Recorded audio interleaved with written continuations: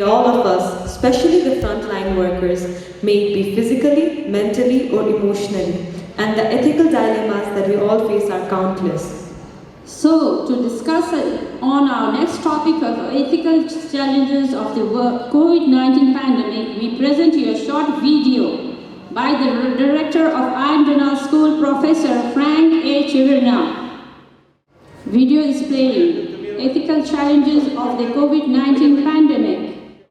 IT officer because I believe have affected you in Nepal as well.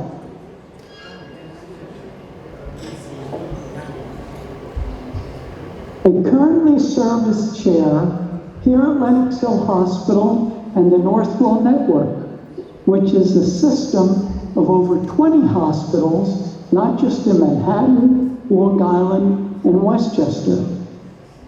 And the year 2020 started off wonderfully. And then here you see with Professor Koryak, one of our many Ian Donald congresses. Indeed, I wish I was with you in person in Nepal. But when I came back, it was, I believe, March 2nd, 2020, I was in shock. New York City, the city that never sleeps, was in dormition. And the COVID-19 pandemic hit us in a punch between the eyes, something that we were shocked with. I lost one of my doctors, one of my good doctors at that time. Here's a beautiful church across the street from my hospital. It's usually filled on Sundays. It was empty during the pandemic. I called my doctors together and I issued this statement. It was by Thomas Paine, the great American patriot. These are the times that try men's souls, and every man and every woman in our hospital, our souls were tried. We had a little new concept, something we knew nothing about, flattening the curve. We were fortunate to work in a system, and we had meetings at least once a day to talk about guidelines, hospital visitor policy, privileging. We were fortunate that we could do load balancing along our different hospitals. Initially, during that critical month of March 2020, there was an exponential increase in COVID-19, and it literally overtook the hospital. It was dramatic. And when you look at the burn rate of, for example, gloves, we weren't prepared for this. And indeed, this was a shock. There's no greater symbol of how this hit us between the eyes is this. So many deaths occurred in our hospital, and I tell you, all of us went to work every day is the refrigerated hearses, because there were so many deaths, the morgues could not accommodate the deaths, and we had to maintain them outside our hospital. Now, those of you who know me realize that ethics is an integral part of all that we do. And John Gregory and Thomas Percival developed professional ethics, where they advocated that the physician should become and remain scientifically, ethically, and clinically competent, and protect and promote the health-related interest of the patient first, and medicine is a public trust. I love this image from the Royal College. Emphasized the ideal obstetrician, whereby the obstetrician has scientific excellence, shown in the blue with the scientific breakthrough at the time, the Chamberlain forceps. This saved mothers' lives when cesarean delivery was a death sentence, but it wasn't enough. It was melded with the compassion and virtues of the midwife. And this is what we teach our young obstetricians today. Professional integrity is so important. We need intellectual excellence, but it's brought together with moral excellence. And professional integrity is so important. And I'm sad to tell you, I'm ashamed to tell you, that our previous president violated professional integrity when he goes on national television and advocates junk science.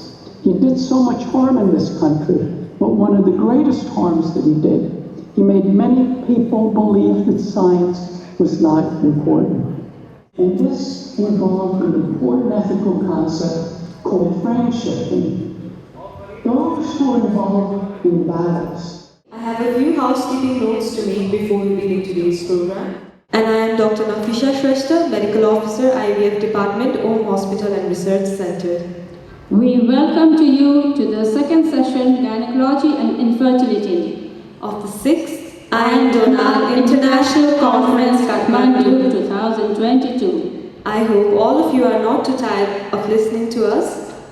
There are no adjectives we can use to describe how awful, how painful, how unnatural this distance learning is. Unfortunately, the COVID-19 pandemic has created an experience that is unlikely to be forgotten. This is unnatural, this is unwanted, but this is necessary and you are not alone. Remember, this is temporary, and if this pandemic, viewed with a growth mindset, the belief that our skills and qualities can be cultivated through effort and persistence, it can be life-changing. Again, welcome. Cause we have a day filled with interesting topics, panel discussion, live demo, and many more. Someone said to me once that every morning when you wake up, wake with the thought that today something wonderful is about to happen. Today, I truly believe that something wonderful is surely about to happen. So, without further ado, let's begin today's session of gynecology and infertility.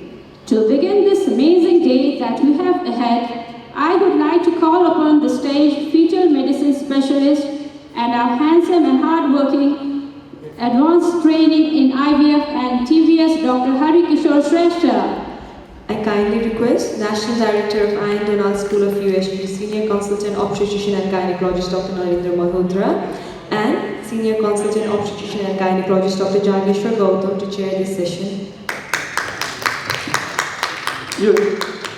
Request National Director of Donlad School of USG, Senior Consultant Obstetrician and Gynecologist Dr. Narendra Malhotra to chair this session as well. Respected Chairperson and dear friends, today I am going to talk on imaging of fetal abnormalities. First, I would like to show you the normal recording. Please ignore name. This is name is changed. Okay. Now I am showing you here. This is a face profile. Okay. Face profile. You can see here nasal bone, prenasal space, nasal teeth, mouth, and chin. So it's a very good view to see the facial abnormalities. As you can see here, face profile. So I think every radiologist remember this face profile view. You should zoom. First you make a box and then zoom. So eye socket view, you should see this also eye socket, distance between two eye socket. This transventricular view, you can see a transventricular view. And then I will go for transcerebellar view. This is transcerebral view, cisterna magna and nuchal skin fold. And then again, you can see here thalamus and cavum septum pellucidum. Again, this is eye socket view. And now I would like to show you lip view. This is eye socket, this is the lip and nostril view. You can see two nostril here, upper lip, and tongue, and lower lip and chin. This is to exclude cleft palate and lip. It's very important. And then for the palate, you can see this is the upper limbs. You should see three parts of the upper limbs: humerus and ulnar radius and hands. Always you should see two hands simultaneously. So, and again you zoom and you will see this side. Okay, left and right hand, and you should see all the fingers of the fetus. It's anterior placenta here, and this is the bridge presentation. You can see the spine, and then spine covering. So it's very important to see the neural tube defect here, okay?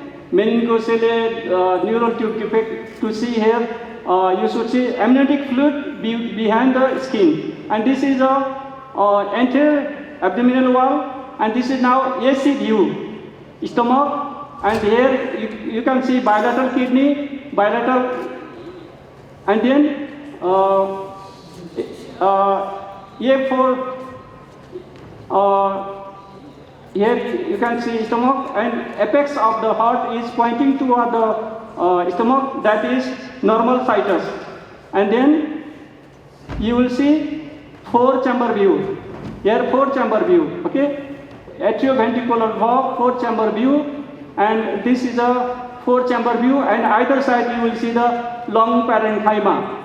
And then you will see LV, this is RVOT view, and you will see LVOT also.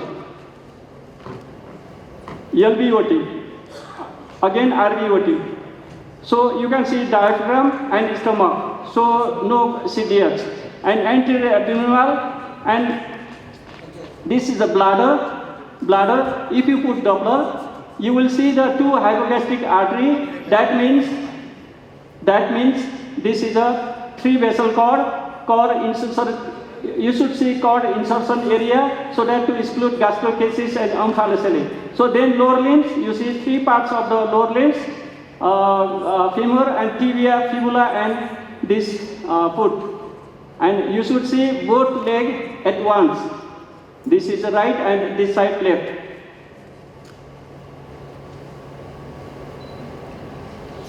So anterior abdominal wall, you can see still, you can see the behind the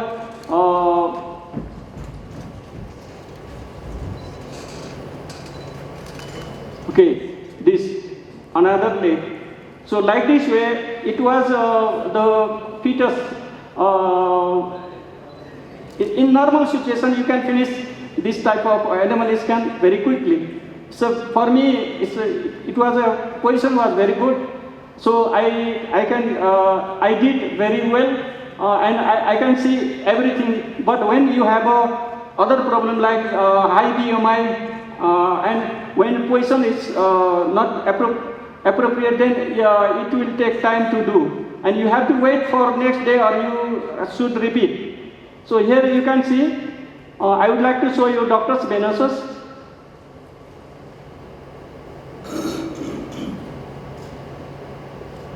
Again, cord insertion area, anterior abdominal wall, and male fetus, and here beautifully shown this spine.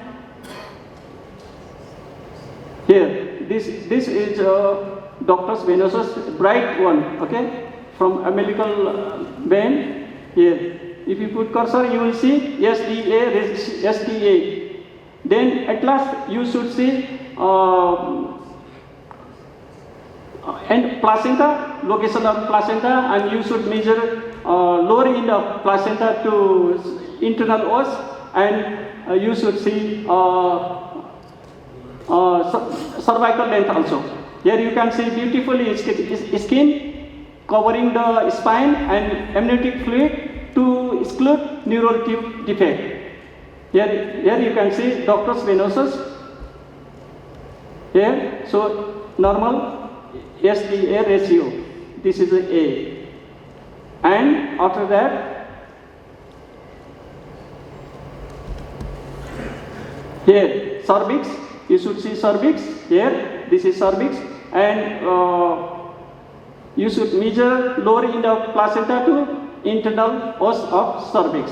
So like this way, I finished this recording. Before starting abnormal malformation of fetus, so this is a prevalence which I did at home hospital myself.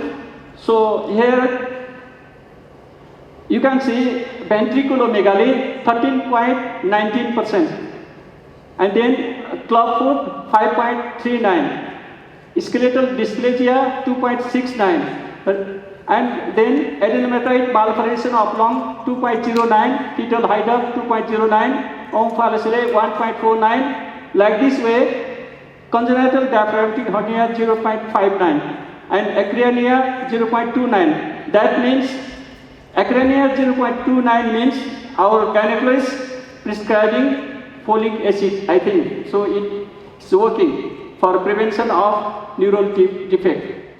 And our viruses and colonovesiculomegaly get early pregnancy, no increased risk and recurrence. Here you can see all the dilated ventricle, and you will see the fourth ventricle also, and fourth, third, and they are communicating each other, and only half to the hydranencephaly. So case of acrania, so you can see above the eye socket, you will not see skull bone and brain matter. This is a preventive by giving a folic acid 400 microgram per day for all women and 4 mg per day. Women will require effective child, 1 month prior to conception and 12 weeks post conception. This is the same case.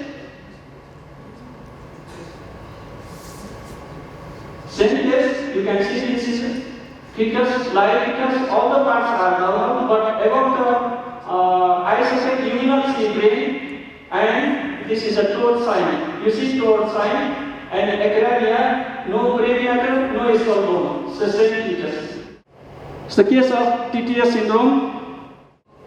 These are due to anastomosis between placentas, shunting of blood from one twin to the other. You will see one anemic twin, other one overloaded twin. This is usually happen in monochorionic twin. In ultrasound, growth discrepancy, hydrop can develop, polyhydron, hydramnios, stop twin, and non-visualization of bladder. This is a normal fetus here, and you will see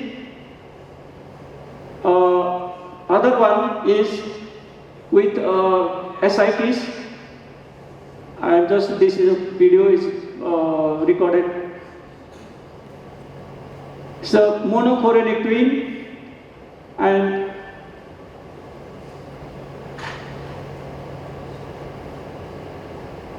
spine is normal. Here face profile also normal. So another twin with hydrop. So hepatosplenomegaly with hydrop. Here, hydrop.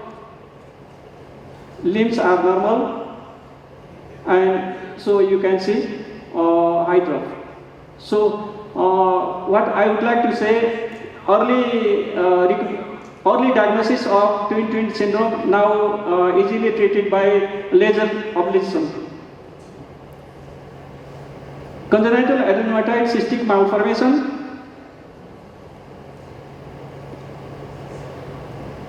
It accounts in 1 in 4,000 births. Ultrasound finding hyperechogenic tumor in fetal chest, and it can be a microcystic or macrocystic. You can see this echogenic long field. This is renal pelvis, and again renal pelvis. Here, echogenic long field, and this is hot is shifted to the right side. So this is a microcystic type of adenomatoid cystic malformation, and later on can develop polyhydramnios. Follow in this situation, you should call her every 4 weeks to monitor growth, long lesion, and amniotic fluid volume. So, and during third trimester, more than 80% of microcystic lesions resolve. This is also, you can see in long cyst, in long parenchyma you will see cyst, and this is diaphragm, here is stomach, and this is bladder. This one is macrocystic type of adenomatoid cystic malformation. Here you can see diaphragm. Inside the diaphragm you will see cyst, and this is the supply to the lung area, and this You can see stomach bubble and heart here. So it was a microcystic type of congenital adenomatide malformation. Congenital diaphragmatic hernia, 1 in 4,000 births. You will see abdominal viscera herniated into the thorax through defect in diaphragm with associated deviation of the heart from its normal position. Bowel, stomach and liver present in the thorax. Polyhydramnios after 26 weeks. Left severe 80%, right 15%, and anterior retrosternal 5%. Often associated with 18 and 13 trisomy. And this is the case.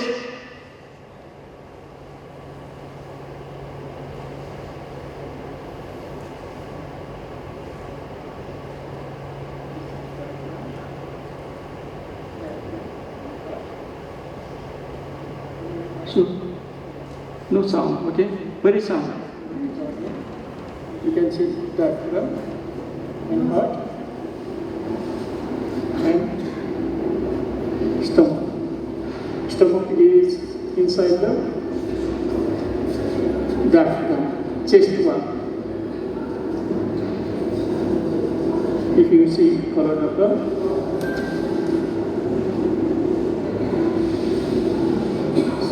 it's bladder here and stomach here inside the diaphragm. So it was congenital diaphragmatic hernia. It's the case of duodenal atresia. Double bubble sign, you can see dilated duodenum, dilated stomach, and mainly patient will diagnose after 24 weeks and associate with 50% polyhydramnios. Main ultrasound finding is communication between the stomach and dilated duodenum. 70% of duodenal atresia have associated anomaly, and already described 23 syndrome, genetic syndrome for this duodenal atresia, and among the duodenal atresia, 25 to 35% associated with Down syndrome. We should offer detailed scanning and amniocentesis.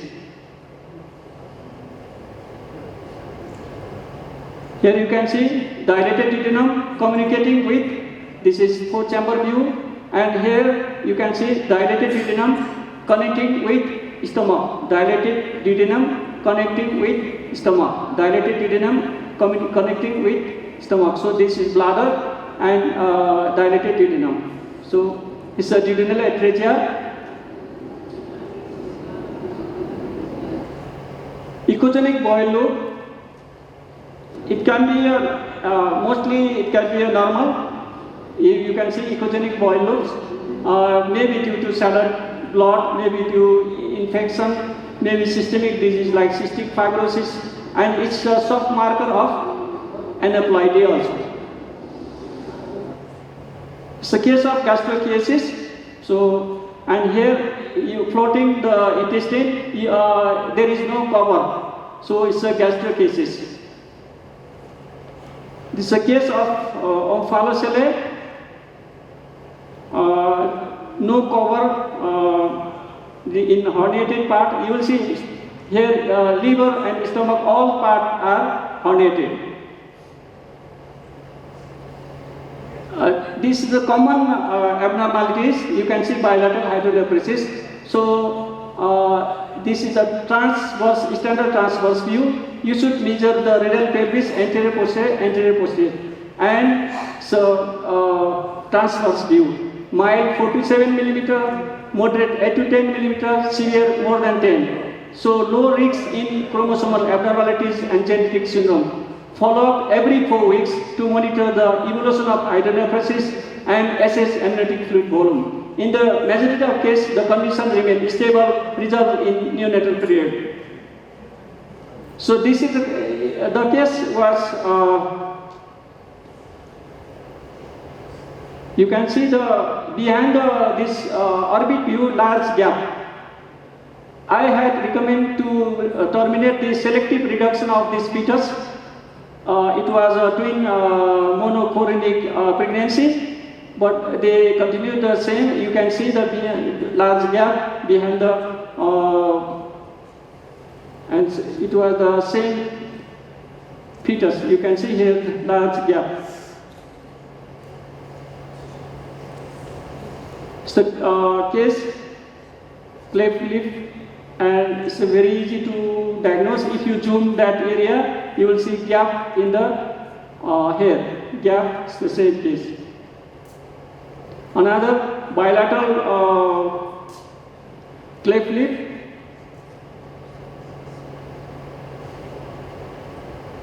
So you can see here gap in skin also, hard palate also, both sides. Both side gap in hard palate and skin. So it was a bilateral cleft palate and lips. Here.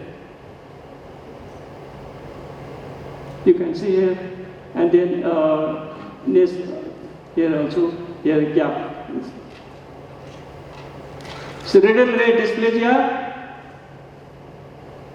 you will not see here thumb, and radius ulna are maybe absent, maybe very small, so J-shape. It can be a unilateral or bilateral, nearly 50% bilateral. In my case, it was unilateral. You can see hand, no radius ulna, only humerus you can see. So it was radial ray dysplasia, and another hand you can see with syndactyly. So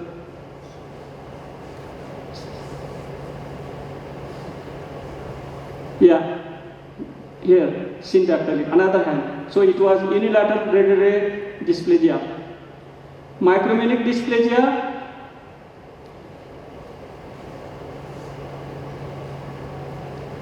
So here you can see the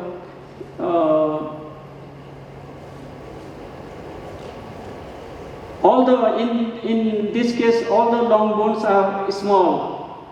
Here you can see the humerus and radial ulna, and this hand is very short, and deformity in spine also, and then lower limbs.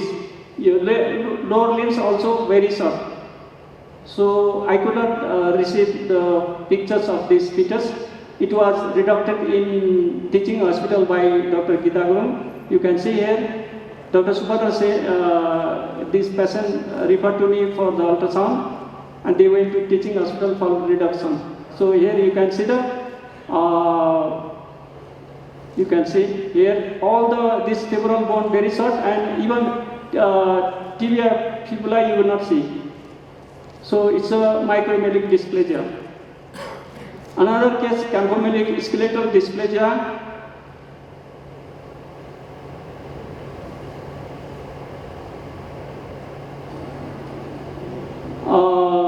Shortening and bowing of long bones of the legs, bilateral acute femoral angulation.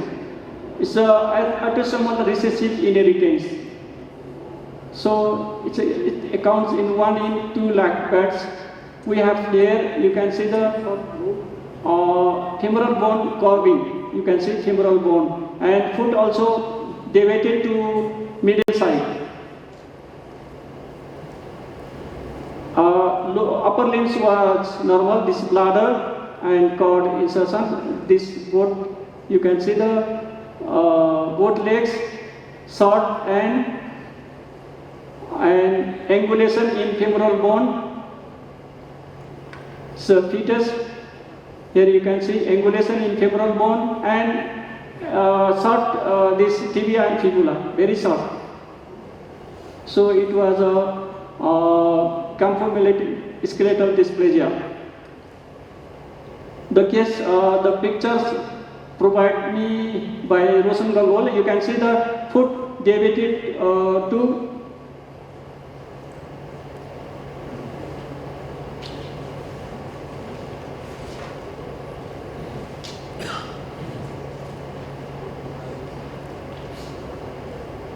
so you can see the foot deviated to middle side, club feet, and the associated anomaly with this was choroid plexus, and it was large. When it's small, no problem, but more than 17 millimeter, and other parts of the fetus normal, but only the lower limbs You can see cord insertion. This is the lower limbs, and you can see clock. Yeah, like this way. The same features, so like this way. So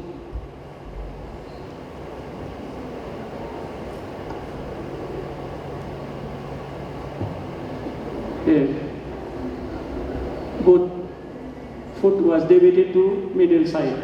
This is the same one. Intraligamental pregnancy, yesterday also I have shown this.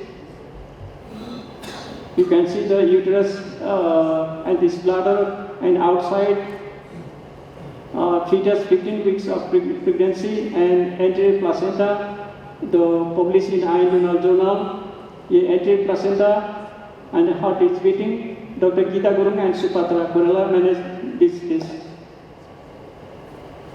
Thank you.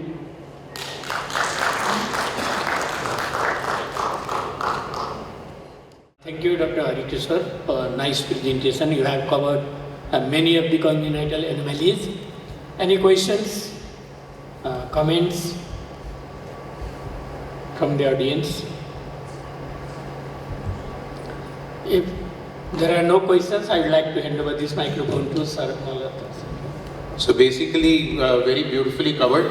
It's a basic scan is the first which is required. So you have to survey the whole fetus from head, thorax, abdomen, limbs, placenta, liquor, and the cervix.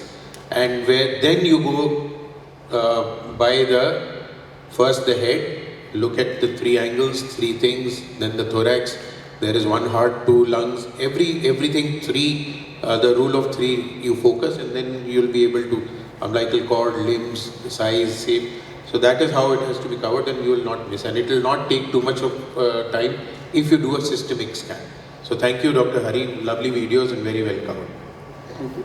Thank you, sir. That's it. There were some really terrifying visuals, but very beautifully explained. Thank you, Dr. Harikishore Shrestha, for this informative session. Thank you, Dr. Narendra Malhotra and Dr. Jageshwar Gautam for chairing this session. Moving on to our next topic, I would like to invite President of AFG and ISPAT India, Senior Consultant, Obstetrician and Gynecologist, Dr. Raju Sahitya. Good morning. He will be discussing on indication of CVS amniocentesis. And to chair this session, I would like to call upon Senior Consultant, Obstetrician and Gynecologist, Dr. Supatra Koirala. At the onset, I should thank the organizers, Donlad, and my dear friend, Dr. Hari, and all of you for making it possible for me to be here. Dr. Jaideep and Dr. Naren, thanks for recommending me for this talk. This talk, what I'm going to give, is very close to my heart, and because it is so very important. So I was telling you that thank you so much that I am here. And how many are obstetricians in this audience? Great, I'm so happy. And how many are imaging people, experts? Okay, you are.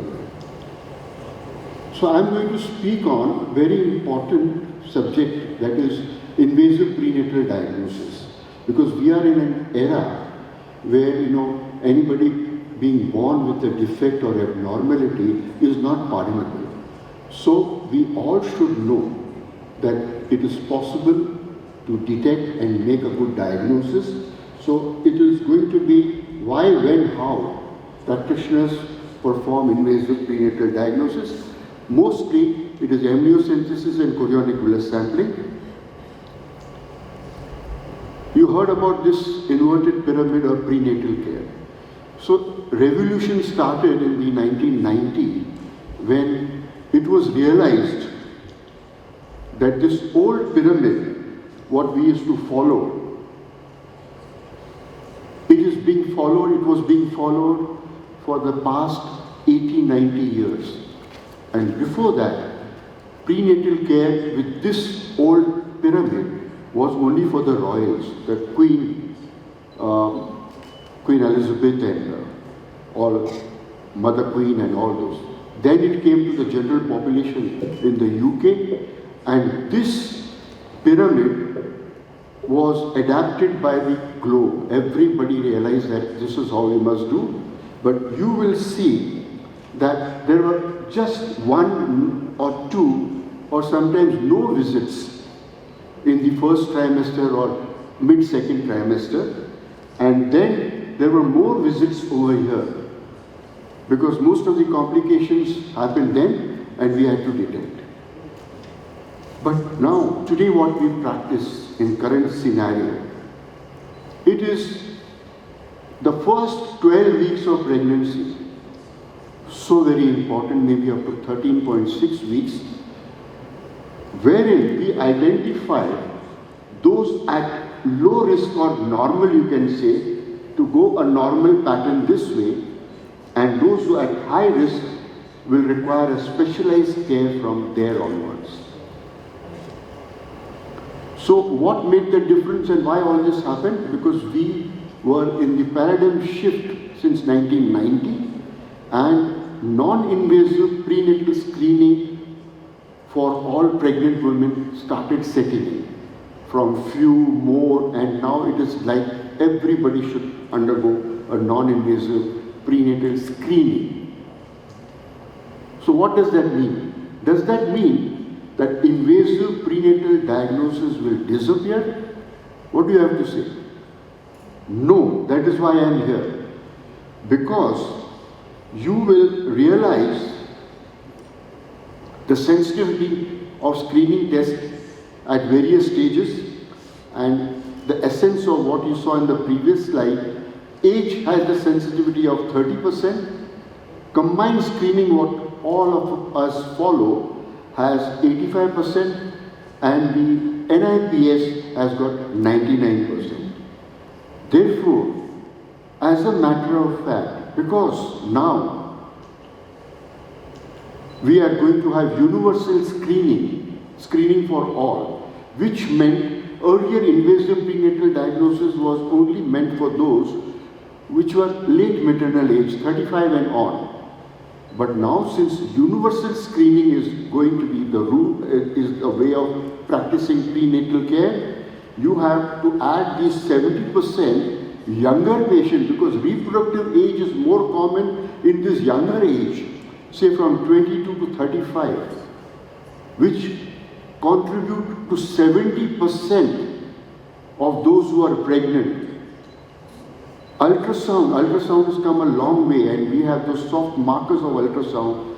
11 to 18 weeks you can identify, and if there is any marker of significance, you may require invasive. The biochemical markers, those reported high risk, the NIPS, and also for studying for karyotype and microarray. So, invasive prenatal diagnosis is there, and it is going to be there, because rest is screening. This is diagnostic. I just mentioned about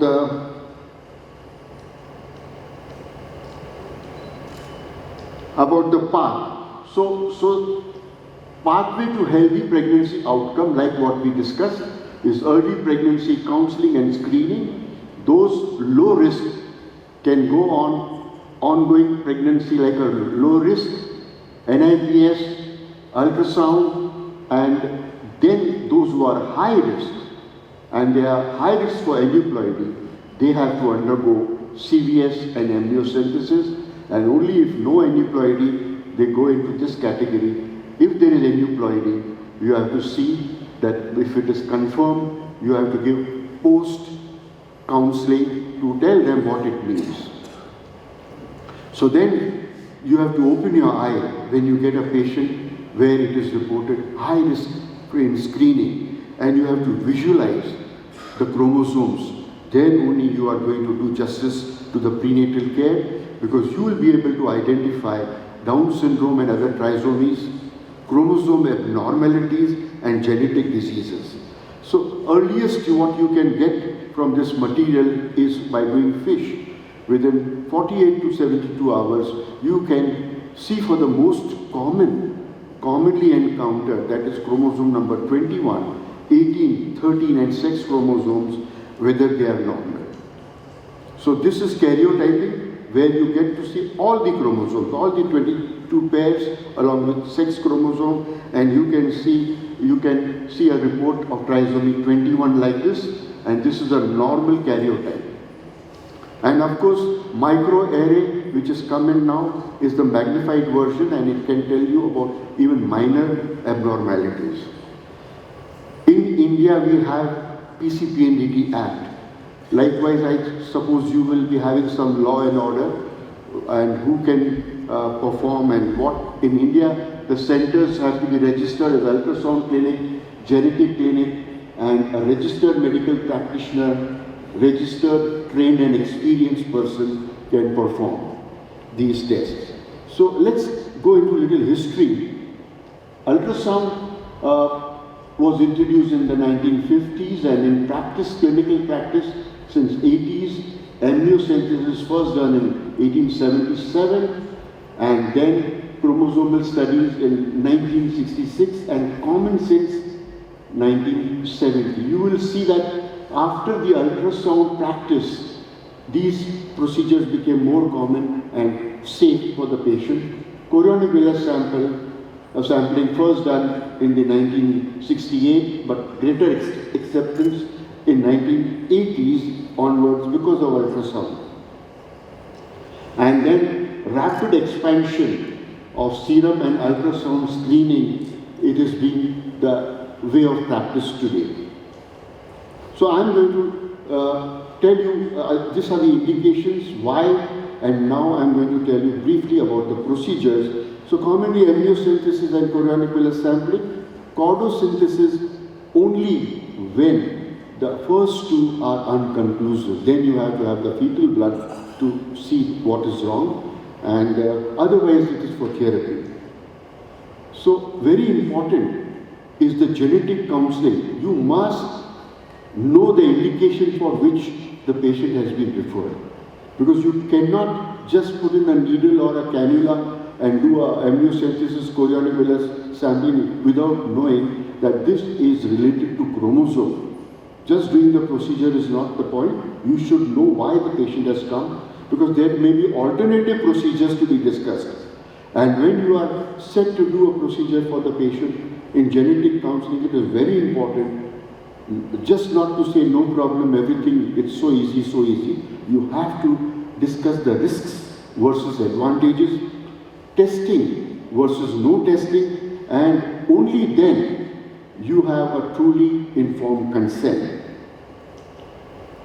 It is very important to know the obstetric history, because you may have a patient, multiple time pregnant, but no living child, maybe many abortions.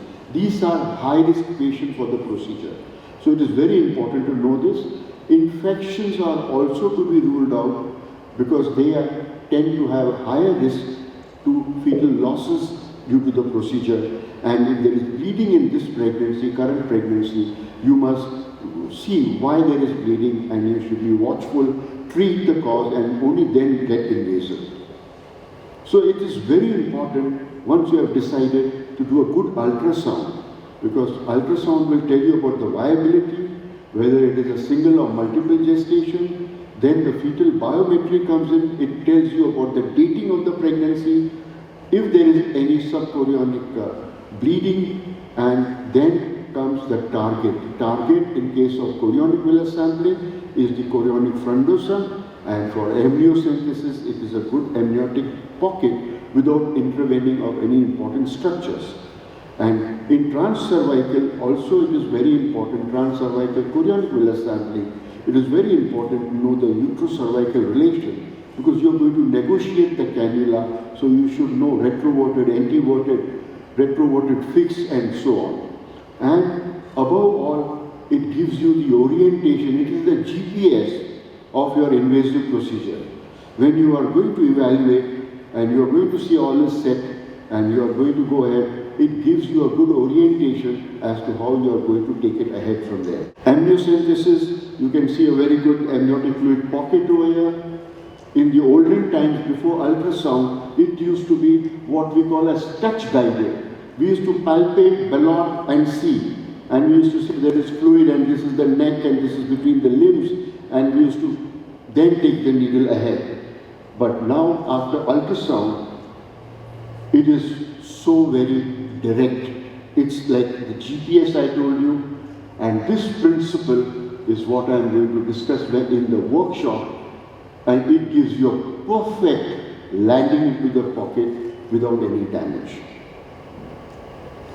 Things which are required when you are doing CVS or amniocentesis, you require a set box like this, where there will be two conical test tubes with a screw cap, so that fluid or the culture media doesn't leak out, and you have to have the needle for amniocentesis. This way, length can be depending upon the thickness of the parietes, and the gauge has to be 21. I told you about this, and this is a transport. All the do's and don'ts and things are there in that. You have to pack the consent form in it, and also the fees of the lab. You can just place it inside and seal it and send it across. Now, amniocentesis, think about amniocentesis, it can be so easy, but mostly it is simple, but it can be with risks sometimes. So amnios can become difficult or may encounter significant problem during the procedure. These are the problems you can anticipate that it is going to be a difficult procedure when there are uterine fibroids on the anterior wall, low amniotic fluid level. Low pole of the amniotic fluid has to be avoided, because if you take a puncture on that, and when she's upright and it is gravity which is going to cause problem, and then it may leak, and then maternal obesity, you have to know that what size of length needle you have to use, and like I told you, you have to see that there is no vaginal bleeding in current pregnancy. Now you have oriented, everything is fine, and you have set the entry point, but you find that the baby moves near the needle, and the needle may have to be pulled out, and if the baby remains in that favorable position, you may have to even relocate. If it so happens, don't count it as second insertion, because you are in the parietes and you found that the baby came underneath. You have only pulled out the needle, and then you relocate and you can do the procedure. Difficult needle insertion can be there in a patient where you thought it's going to be easy, because due to the stimulation there can be Braxton Hicks contraction, which makes the penetration of the needle little hard, and also you may think that it is a fibroid, and it's not so. You have already oriented and seen that it is not so. So you have to wait for a while, let this Braxton Hicks contraction disappear. The amniotic membranes will move away, and you will be surprised that there is a dry tap. Why it's not happening? There can be a bloody tap. Bloody tap, obviously you know that you have done a vascular injury. It could be the anterior placenta or a vascular injury to the fetus. So you must remember, problem amnios have bloody tap, but a bloody tap alone does not necessarily mean a problem. You have to ultrasound see, then you will say, so what? If you were in the placenta and before it went into the amniotic fluid pocket, you are going to get a bloody tap. So you should relocate the tip of the needle, because it is the tip which is going to aspirate, not the shaft of the entry point. So you can further push it safely in the pocket, and you will get clear fluid there. Someday it's not your day and you may require one or two insertions. Don't get disheartened. Explain to the patient, and then you can call her another day, give her some supportive treatment, and you will find that it is possible some other day. According to March and Diaries, what to anticipate and expect and counsel with the patient is that 1% of the women experience gradually spotting, bleeding, or leakage of amniotic fluid after amniocentesis. Risk of miscarriage somewhere between 0.5 to 1. Whether you do CVS, a good CVS. It is very important also to know the anatomy of pregnancy. You have to realize that the gestational sac doesn't occupy the entire uterine cavity. Normally we would believe that there is pregnancy and this is the uterine cavity fills it up. No, there is some space here, and that is to be important to understand. Then I told you about chorionic frondosum. How will you identify chorionic frondosum? By the cord insertion. I'll go one slide back. chorionic frondosa. If you are not able to understand where is chorionic frondosa, you put in color and the cord insertion will tell you about that this is chorionic frondosa. There are two methods of doing chorionic villus sampling. The transcervical chorionic villus sampling, which we often see gynecologists obstetricians doing, because we are so well versed with that cervix and internal loss and the uterine cavity during the procedures of Copati or intrauterine insemination, and we localize it so very well on ultrasound also. So this is what I see more often. And the transabdominal, which mostly I have seen imaging people promoting it, and also many obstetrician gynecologists adapting it. So what is important?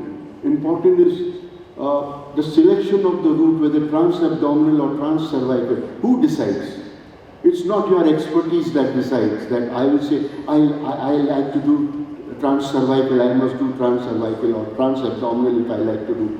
No. It is the location of chorionic frondosa and the position of the uterus and cervix, presence of uterine or cervical abnormalities, also operator's expertise, and also your patient should cooperate.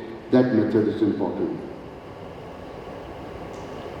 So this is the transcervical stainless steel malleable cannula. It can be taken into any shape, autoclaved and reused. And this is the abdominal, like the spinal needle, what you used in amniocentesis. This is common to all. You require a syringe, and if you are doing late, like how we get to do after the combined screening, 13-14 weeks, you may require a mechanical suction. This is the bottle in which you will pack, the petri dish, collecting forceps. This is so important. When you put the petri dish on this and put the light on, you can see the villi so clearly. So this is illustrating the transcervical chorionic villus sampling. I will not go into the detail because they told me I have only 1 minute. So I am going to quickly show you that this is how ultrasound is going to show. And this is transabdominal. This is how ultrasound, the entry point. This is by good principles of ultrasound that you will negotiate, which you will learn in the workshop with mannequin and simulator. So these are good villi, branching, budding, and what you require is 15 to 20 milligrams. And this is the histology, and what is used, the core of is used for culture, because this will culture, and the ready cells are for direct doing fish. These are some difficulties which you can encounter, which could be due to the cervical factor, the uterine factor. Here you can see a difficult retroverted fixed uterus, deviated uterus. Then the chorionic frondosa, it may be previa, chorion previa, like placenta previa. So here transcervical is no. You may do a transabdominal. You may find a hematoma. Difficult to know where is chorionic frondosa. I told you the cord insertion is so important, and lateral placement. Then the bladder, which is a friend of an ultrasonologist because it acts like an acoustic window. It's always abdominal sonography with convex probe. Many people ask me, can we do it with transvaginal sonography? No, it is transabdominal. And the difficulties which you can, like amniocentesis, same factors play here. And this is in twins. It is not difficult if you have properly mapped out. Only thing is you may require specific counseling, 2 sets of devices. You may first do the A and limit yourself, know your limits, and don't aspirate after to and fro and getting the villi. Then take the second cannula and you may do it the lower one, or you may do one transabdominal and you may do transcervical. Prior to 6.8 weeks, earlier times we used to do.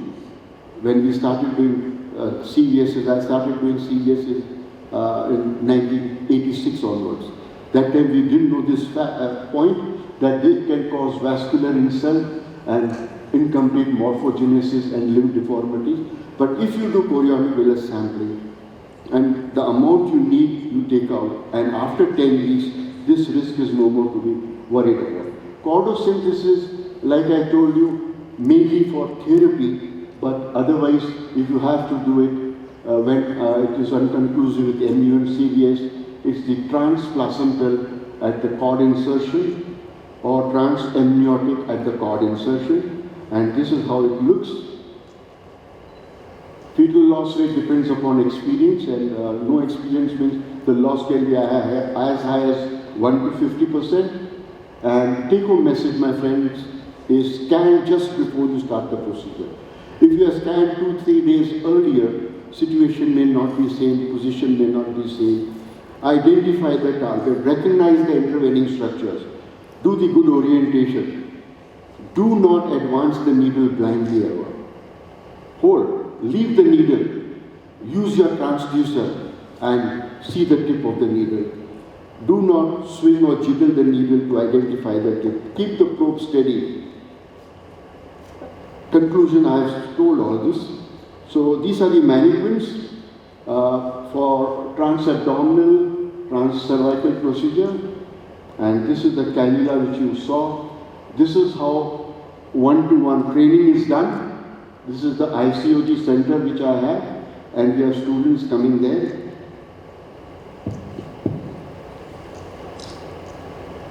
These are the two mannequins, and that's the last slide. This you get on Amazon. This together, Jaideep, remember? And thank you very much. Thank you, Dr. Raju. That was very clear presentation. Thank you. Anybody has any questions? Crystal clear, no questions. So I would like to ask, is it mandatory to do away with first to enable amniotic fluid after insertion to avoid blood If it is just blood stain and clear, there is no need to do that. They centrifuge off. But if there is little more than that, you discard that, take a new syringe. As soon as you see clear fluid is now dropping from the tube of the needle. So when you initially take, you may get blood stain, little blood stain, you don't have to throw it out. Little more than that, yes, it is better because that internal contamination will not be there, otherwise not really required. Thanks. Thank you for such an intellectual discussion, everyone. Thank you, Dr. Raju Sweta, for enlightening on us the topic. Thank you, Dr. Supatra Koirala, for chairing this session. Once again, with a very important topic under his sleeves, we have Master Trainer in his field of ultrasound, Senior Consultant Radiologist Dr. Kuldeep Singh, all the way from India. To chair this session, I kindly request our Senior Consultant, Obstetrician and Gynecologist, IVF Specialist, Dr. Sabina Sreshta. Dr. Sabina Sreshta. From India is a master trainer in his field of ultrasound, which is so passionate about. He practices ultrasound in New Delhi and is known for his skill in ultrasound in obsgyne and infertility. He has more than 300 talks in national and international platforms. He has been invited to share his academic experience in many countries. He has received 4 awards and 3 gold medals in the field of ultrasound. He has authored 16 books on ultrasound and obsgyne and infertility. He has awarded the Imaging Science Award in AICOG in Delhi. He is successfully running Sonu School, which organizes various training programs in ultrasound and obstetric gynecology and infertility. Now Dr. Kuldeep will be... I'm going to be talking on the NT scan because that was the talk that was left yesterday. So I thought that would be more relevant as Dr. Hari also suggested. I hope all of you over here must be doing ultrasounds and all of you do the 11 to 14 week scan. All of you? Perfect. So we're going to be talking about that, and there's a particular art, there's a particular science in it. Thank you so much for the introduction, Doctor. I'm going to be talking on 11 to 14 weeks. I'm going to be talking on the genetic aspect. The structural aspect I spoke about yesterday itself. So the aim of the 11 to 14 week scan to date the pregnancy, to look in for multiple pregnancies, major fetal abnormalities, early miscarriages, and to look in for the risk of Down syndrome. Between 11 to 13 weeks and 6 days, there is nothing that you're going to be doing at 10 and a half weeks or 14 and a half, 15 weeks. It has to be specific 11 to 13 weeks and 6 days, 45 to 84 millimeters. That's the window where you're going to be looking in for the assessment for the aneuploidies. The optimal gestation time, already told you about that. Be very, very careful. Not it's a holiday, so please do it 2 days earlier. No, it just loses its sensitivity. You're supposed to be measuring the crown rump length. We all talk about measuring the nuchal translucency. The crown rump length also has to be measured because finally you're going to be deciding at what percentile is this NT measurement falling depending on your crown rump length. So it has to be that you're clearly visualizing the crown and rump length, the rump portions. You're supposed to be looking at a proper magnification where it has to be 60 to 98% magnification. That's how you're going to be looking at very carefully and taking the measurement. You need to be looking at the head, the neck and the chest. It cannot be that you're going off center. If you're going off center, you'll not be able to see this portion. So if you're not seeing this portion, not a good way to measure the crown rump length, not a good way to measure or looking for the nuchal translucency. Again, you need to be careful of seeing for the magnification. It cannot be that you're looking at a small fetus and you're measuring the nuchal translucency. The magnification has to be that the head and the upper thorax occupy the whole screen. Mid-sat section, and when do you call it a mid-sat section, I'm going to be showing you, and you need to distinguish between fetal skin and amnion. There you're looking in for the crown rump length, you're measuring it. Do you all feel, is this a correct section? Is this okay if I measure the nuchal translucency in this? No. And why don't we measure it in this? Because of a plain simple, the zoom is not correct. If I can see the complete fetus, that means I haven't zoomed the image correctly. The fetus has to be in a neutral position. There has to be lica between the chin and the anterior thorax portion. So you're going to be looking at lica so that it's not flexed, it's not extended. Try and do the extension and you're going to be finding a certain amount of loosening. Try and flex your neck and it's going to tighten up. And each and every 0.1 millimeter matters. There is no ballpark figure of less than 2 or more than 2. For a particular way, you need to be putting up in the charts and looking in for. Measure with the plus sign so that it mingles away with the skin and with the translucency portion. That's how you're going to be a quick revision over here. Sat section, when you're looking at the nasal bone, you're looking at the diencephalon and you're looking at the brain stem, is when you've taken a correct section for your nuchal translucency. The maximum distance anywhere between the occiput and the heart has to be there. The gains have to be down so that you don't unnecessarily get a blurry image over there. Be careful that the amniotic membrane is away from it there. Is that the thick nuchal translucency that we're looking at over there? That's not a thick nuchal translucency, that's the amniotic membrane. The nuchal translucency is here, this is the amniotic membrane. Whenever in doubt, tap on the fetus is going to jump and you're going to be able to see the amniotic membrane separately. Now, the moment you find 2.1, 2.2, 2.3 millimeters, don't jump on that it has to be terminated. The NT can be taken in euploid fetuses with the fetal crown rump length.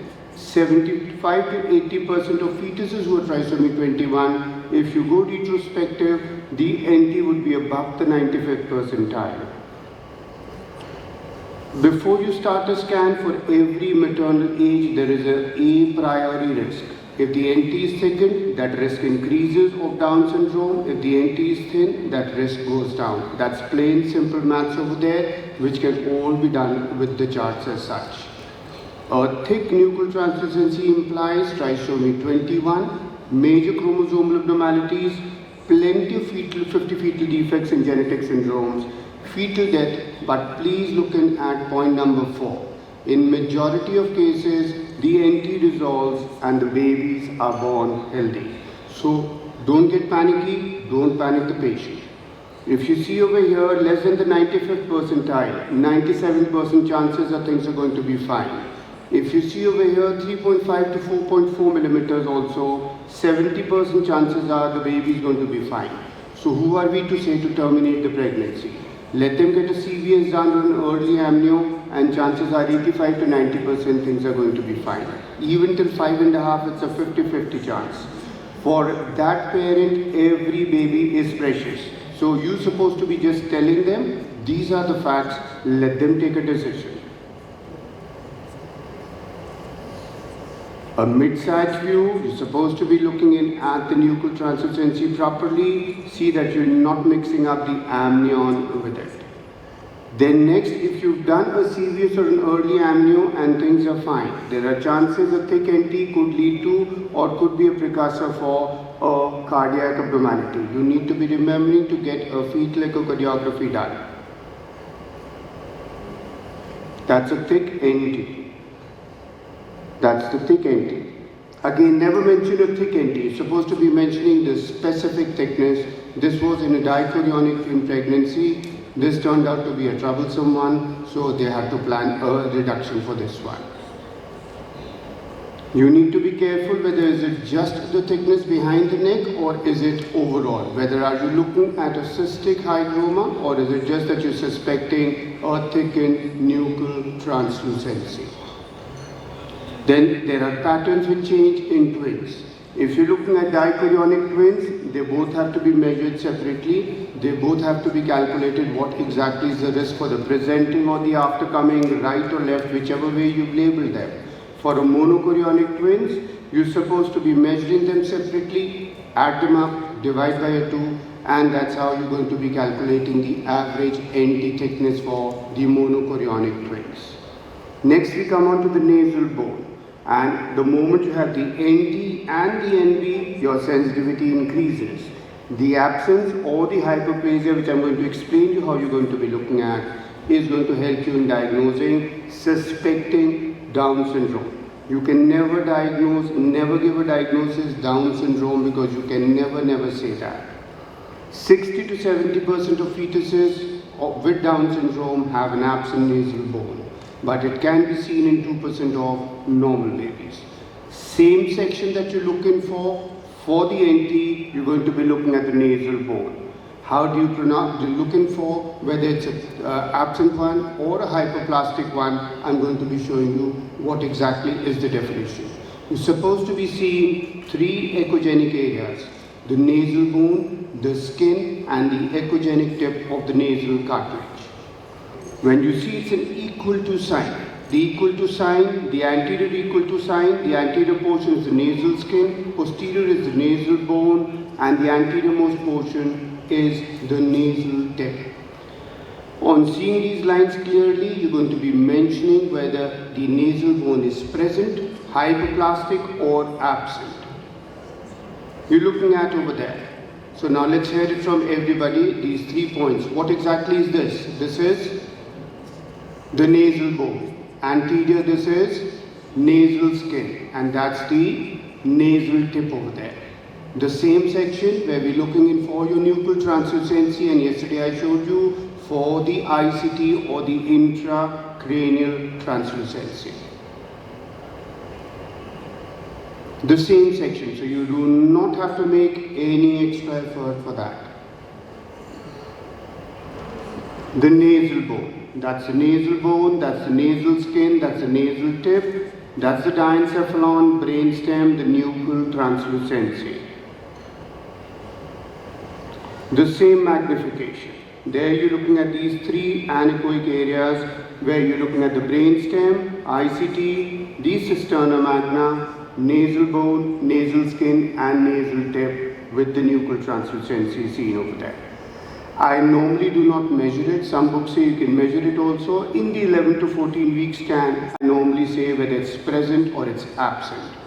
If you're looking at the nasal bone which is thin and less echogenic than the overlying skin, it's supposed to be called as an absent nasal bone. You need to be careful of that. Same thing again. This is absent nasal bone. Absent nasal bone can be seen in normal chromosomes, can be seen in 21, 18 and 30. If you're looking for the sizes, in the first trimester more than 2.5, 15 more than 2.8, 22 weeks more than 5.6. In your second trimester, you can always, rather than remembering this, take a BPD oblique nasal bone ratio. So if your BPD oblique nasal bone ratio is more than 11, that means your nasal bone is hyperplastic for that gestational age. That's the best way to remember it. We now come on to the next portion for the genetic screening, and that's the ductus venosus. Ductus venosus is a short vessel connecting the umbilical vein to the inferior vena cava. Has lots of importance in the third trimester, but I'm going to be telling you what happens in the first trimester. You need to magnify the fetal thorax and abdomen, looking for a right ventral mid-sat section. I'll first show you how to see it in the second trimester so that then you're able to understand. The sample gain between 0.5 to 1 millimeters, insonation angle less than 30 degrees, low filters and a high sweep speed. There, see that. That's the umbilical cord, the umbilical vein, umbilical part of the portal vein, and that's where you're looking at your ductus venosus getting into the inferior vena cava. Try and first do it on a 2D, then practice color, then insonate, do a spectral Doppler, and then move on to your first trimesters. Not at all difficult. That's the ductus venosus. The ductus venosus. That's how we have an M sort of a pattern over there. Ventricular systole, ventricular diastole, atrial systole. And whenever we are looking at it, it's always this flow that we are interested in. That's the atrial systole over there, whether it's absent or whether it's a reversal over there. Now we come on to the first trimester. You see that's the ductus venosus. That's the ductus venosus. I hope the pictures are coming out clearly. Yeah, perfect. That's the ductus venosus over there. If you see that's the inverted K sign or that's the triangle that's formed. This tells me that definitely the bladder is present, it's not absent over here. That's the hypogastric artery getting into the umbilical artery. That's the umbilical vein coming inside. That's the ductus venosus. Ductus venosus C over there. M sort of a pattern. That's how we're looking at the atrial systole, and you're supposed to be seeing whether it's present or it's absent, and I'm going to tell you what's normal. If it is present or it's absent, it's normal in a genetic screening. You do not suspect genetic abnormalities, but if there is a reversal, that's when you call it abnormal. M sort of a pattern for the ductus venosus. Can be seen that the ductus venosus flow is reversed in 3% in normal chromosomes, can be seen in trisomy 21, 18 and 13. Remember, a reversed A wave increases for chromosomal abnormalities, cardiac defects, fetal death, but in 80% of cases, the pregnancy outcome is normal. Now that's how you're looking for. As the NT thickens, the chances of cardiac abnormality increase. If the ductus venosus is normal, chances reduce. If the ductus venosus as well is abnormal, the chances of a cardiac abnormality increase. So be watchful for not only chromosomal abnormalities but this as well. Apart from cardiac and chromosomal, there is an increased chance in these babies for miscarriage or fetal death. So you're supposed to be monitoring the fetal growth very carefully, monitor the uterine artery PI. Whenever we discuss again the color Dopplers, there are two circuits, the uteroplacental circuit and the fetoplacental. Be watchful for those. Next portion is the tricuspid flow. The fetus should not be moving, magnification such that you're looking at a proper image of the fetal thorax and an apical four-chamber view, meaning the ventricles are coming anterior.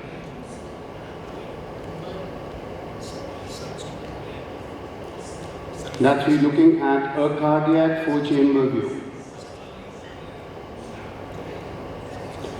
Color flow map not to be used over there. Be very watchful that a color flow map is not to be used over there. There you're looking at a cardiac four-chamber view. That's the spine. That's the tricuspid valve. This is the left atrium, left ventricle, right atrium. You're supposed to be making that equal to sign of the sample volume. One limb in the ventricle, one limb in the atria. That's how you're looking for. And why do you need an apical four-chamber view? Because when the atria contracts, the blood is going to flow in this direction. This is flow towards the transducer. So on the baseline, it will be above the baseline or below the baseline? It will be above the baseline. Now, the moment the ventricle contracts, it's supposed to go in the pulmonary artery, but if it comes back because of regurgitation in the atria, meaning it's going away from the transducer.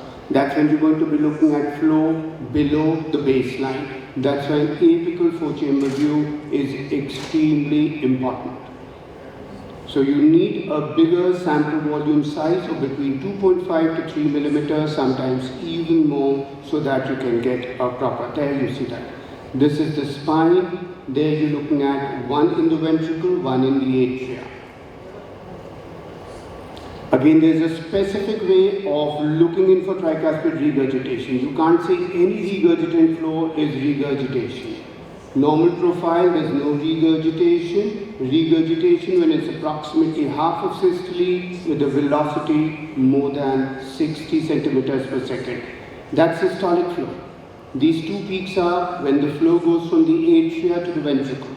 Now, whenever there's a little bit of a regurgitation, which is normal, but it has to be more than half of systole, this is fine. But if the velocity is not more than 60, this is barely 25 centimeters per second, you're not going to label it as a tricuspid regurgitation. Normal flow, that's regurgitation.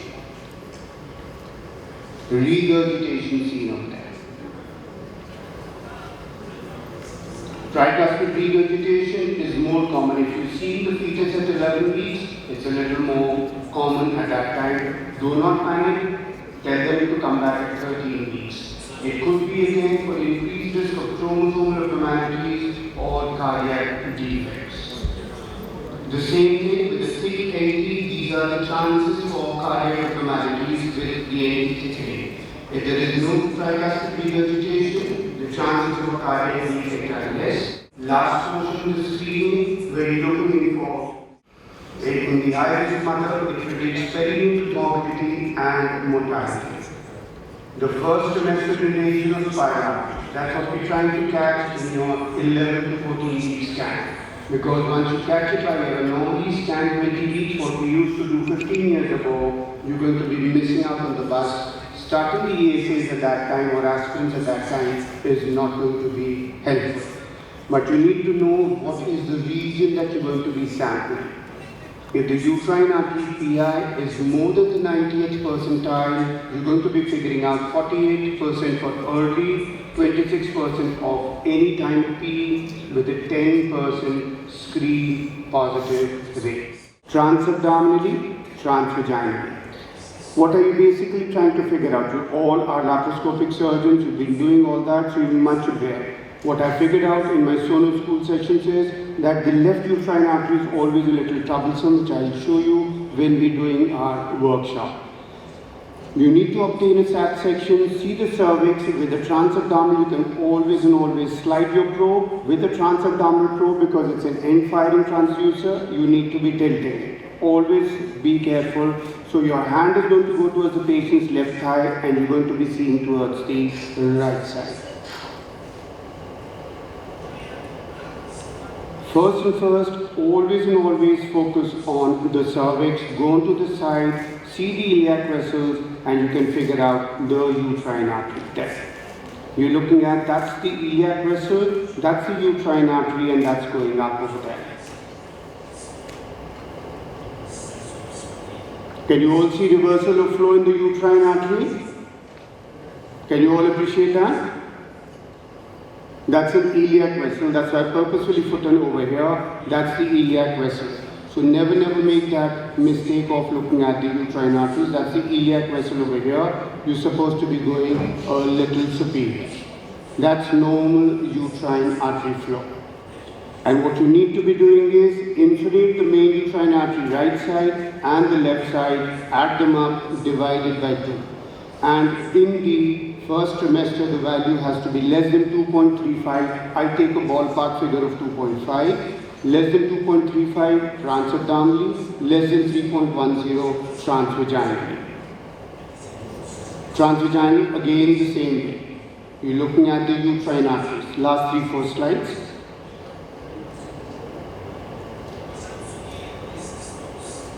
Seeing a notch in the first trimester, absolutely acceptable. There's no problem over here. You're just supposed to be looking at the PI. That's why we've gone away with the SD ratios and the RI, and whether it's the placental side or the non-placental side, add both the sides, divided by 2, get a mean uterine artery PI. If it's a normal impedance flow, meaning low risk for developing obstetric complication. But if it's increased, means there are chances of severe preeclampsia, severe FGR. So that's how carefully you need to be starting your ASAs on time. That's the end of the chart over here, which tells us the likelihood ratio of looking in for. If it's normal, these are the likelihood ratios. If it's abnormal for the FGR, the risk increases 5 times, preeclampsia 10 times, perinatal death 3 times. Those are the values which I've already told you. You need to be seeing both sides. That's again the same chart which tells us how sensitive it is to looking for. So the aim of the 11 to 14 week scan, we saw structural anomalies. I haven't covered the cervix, but otherwise you can measure the cervix, which was covered as such by Jaideep ma'am. In terms of transabdominally, transvaginally, which is a gold standard, be watchful for that, so that you do a good job of looking at your NT, NV, DV, TR, and the uterine arteries, so that you give a proper nice report, not waiting for the anomaly scan, but doing it between 11 to 14 weeks. Thank you so much. We would like, if anyone has any queries regarding the session.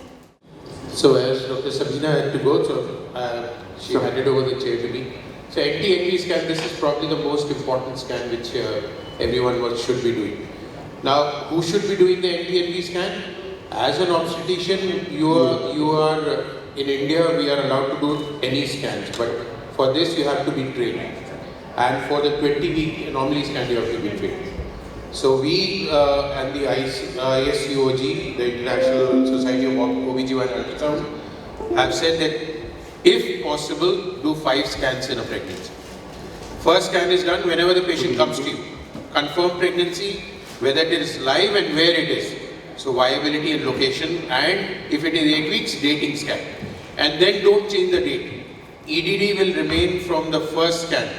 You cannot change EDD. Like we get reports, every time it is different EDD. You can't have that. So that should be kept in mind.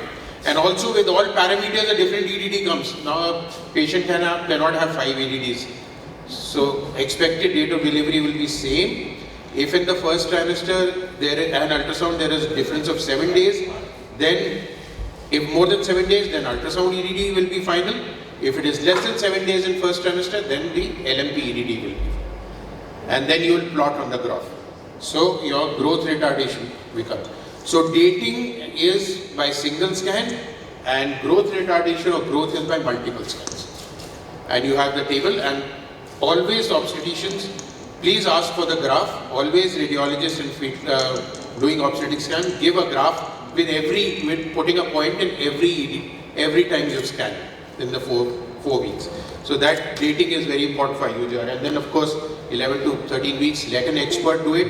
If you are an expert fetal medicine, you do it yourself and report it completely, including the cervical length. So beautifully shown. Thank you, Dr. Kuldeep, for demonstrating it. Thank you so much.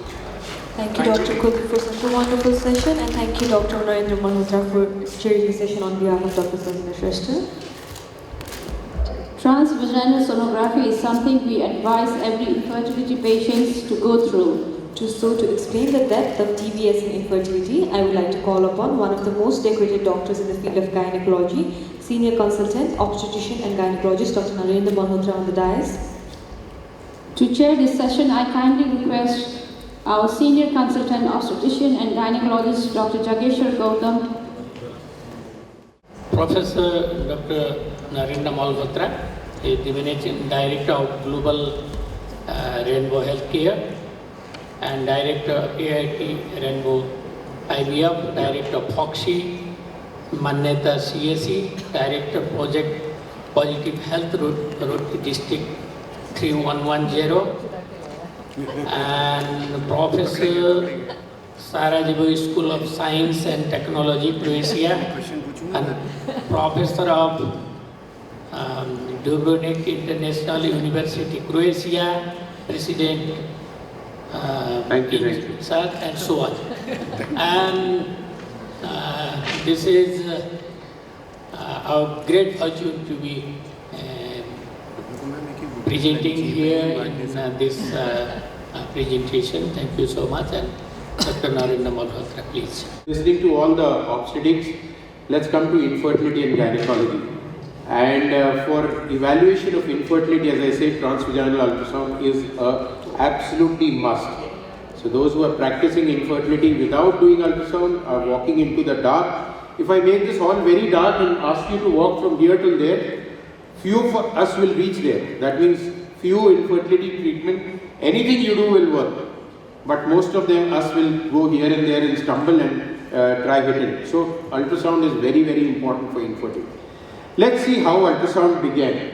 So the first ultrasound was a huge machine. The person had to sit into a water bath and the sound waves used to come, and then this machine used to calculate. Then of course Professor Donlad had this contraption, and then it came like this, and today we have ultrasound machines on our phone. I can just attach the probe on my phone and take it anywhere. Though this is not allowed in India because of sex determination, but this is what the portable ultrasound has come now, which will be very, very useful for emergency ultrasound, accidents, ectopics, so all that. So in the past, ultrasound in infertility was first used by Professor Kratzichel in Austria, transvaginal, and we, Jaideep and me, and Dr. Batla, and were very, very fortunate to be trained by him in his office, in his room, when the first ultrasounds were there. Then of course our great friend Dr. Rajat Goswami, who was from Pune but now settled in England, was the first one to do a transvaginal pickup with Patrick Steptoe. The first IVF baby was by laparoscopy, and then Rajat said that we'll do it transvaginally. And again in 1990 this happened. And the first conference on transvaginal ultrasound was in Chicago in 1992, and Dr. Jaideep and me again presented our papers there, and we had a very, very good insight of how ultrasound was developing and will develop in the future. Since then, ultrasound has not changed. It is the same piezoelectric crystal which gets stimulated by electrical force, transmits ultrasound, comes back, the ultrasound wave hit something and come back, reflected. Like all energies, sound also follows the same through transmission, reflection, refraction and heating. All energies will do that. And when it comes back, it hits the piezoelectric crystal again on the probe, and that converts into electrical energy, and that converts into an image. So that the same thing is followed. What has improved is the quality of image formation by the machine. So computerization and image formation is improved. That is why we are getting much, much clearer pictures now. So at present, ultrasound is a very, very essential component of an infertility clinic. Right from the baseline investigation, whenever the patient comes, after a per speculum examination and a PV examination, a transvaginal ultrasound has to be performed because it will give you total information of the cycle. She's on day 6, she's on day 12, she's on premenstrual. By looking at the endometrium only, you can make out whether her hypothalamic, pituitary, ovarian, endometrial axis is normal or not. So her endocrine, it gives you. Now we have color, and when we put the color, it tells you how the vascularization of that organ is happening. So every organ to grow and function needs blood, and we can now measure the blood flow going to that organ by looking at it and by doing a waves pattern study. And then of course now we have 3D and 4D, and with the 3D and 4D also we have multiple features which will enhance or will give you a view which is exactly like what you see in a specimen. So as you cut and see a surgical uterus with 3D, you can see without that. How easy it is to do a TVS. We all drive a car we look forward and we change the gears by our side. So gears has to be forward, backward. So it's as easy as driving a car. You introduce the probe with a gel inside the probe cover. If it is infertility and if it is follicle monitoring, you avoid gel outside because gel may be spermicidal. Wear gloves, do a PV examination, have a female attendant, and then you push and pull the probe. You do slide the probe, pushing and pulling, sliding or panning towards the right and left, and then rocking up and down. Please see, most of the gynecologists, when they do ultrasound, I've seen, they put it in there and then they're doing like this and then saying, I can't see the ovary. So that is not the way, you'll never see the ovary like that. So go slowly, gently, and as you near the cervix, you start seeing the cervix, you see it longitudinally. Go towards the left, you see the left. Go towards the right, you see the right. Go down, you see the rectum, and go up, you see the. And then we move it 90 degrees on the right, you see a cross section. But you don't miss the coronal view because it's 2D ultrasound. So for 3D, we'll need that. So these are the simple movements. And then see, the patient is lying like this. And you're doing it, and the picture is coming like this. So the picture is coming actually 90 degrees on what the patient is lying. So previously in the 1992 conference, it was discussed that all pictures of transvaginal should come like this, as the picture. Bladder, uterus, rectum. Now what happens is bladder, uterus, rectum. It comes like that. So your brain has to turn the image 90 degrees. That is what happens in driving cars also.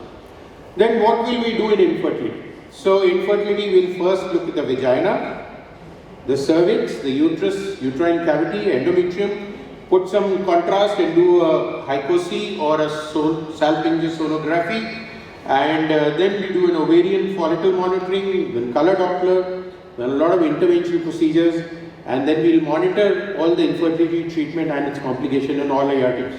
So all this can be done. Now patients who cannot tolerate transvaginal or adolescent girls or very old women for gynec, you can do transperineal. Use the abdominal probe on the perineum and then you can do. Transvaginal is inside. So it is more clearer because you are very near where you are studying. Here it is like abdomen. From abdomen it is 8 centimeters, from here also it is 8 centimeters. Now that can be done. So we have transperineal scans also. Then what is Doppler? Now Christian Doppler, once he was lying in Austria on his roof and he saw the stars twinkling. Stars twinkle. But then he says, light at a straight area, why should the stars twinkle? They should not be twinkling. So then he propagated the Doppler effect. He said, in the atmosphere there are dust particles and the light comes and strikes on it and reflects back and forth. And that gives the twinkling effect. So anything which is moving and an energy strikes that moving thing, it will give a Doppler effect. So in the blood vessel, the RBCs are moving in one direction with a velocity, and the Doppler beam is there, so RBC is moving. The moving RBCs with whichever speed in the center, you will get a shift of the Doppler shift and you will get a wave pattern. And you will get a wave. And the wave is systole or diastole. When you put the color box on, you just see color. And if you see single color, that means you're using power Doppler. In power Doppler, we use where the flow is very less or slow velocity. Otherwise, you will use, and this is power Doppler and this is 3D power Doppler. So you get a wave, systole and diastole. Now normally for gynecologists, they get very confused on reading the values, PI, RI, end diastolic blood flow, everything, and peak systolic velocity. So I tell them that you just see the wave. Normally the diastolic flow from the baseline to the systole is only 1/3 in any muscular artery. So that means the resistance of any muscular artery, if it is normal, would be around 0.7 RI. 0.734, that direction. But just look at the pictures please, because it will tell you many things which you can decide on yourself and not. So we have a systolic flow and we have a diastolic flow, and that is what is. See here it is 30%, so it is a normal muscular artery.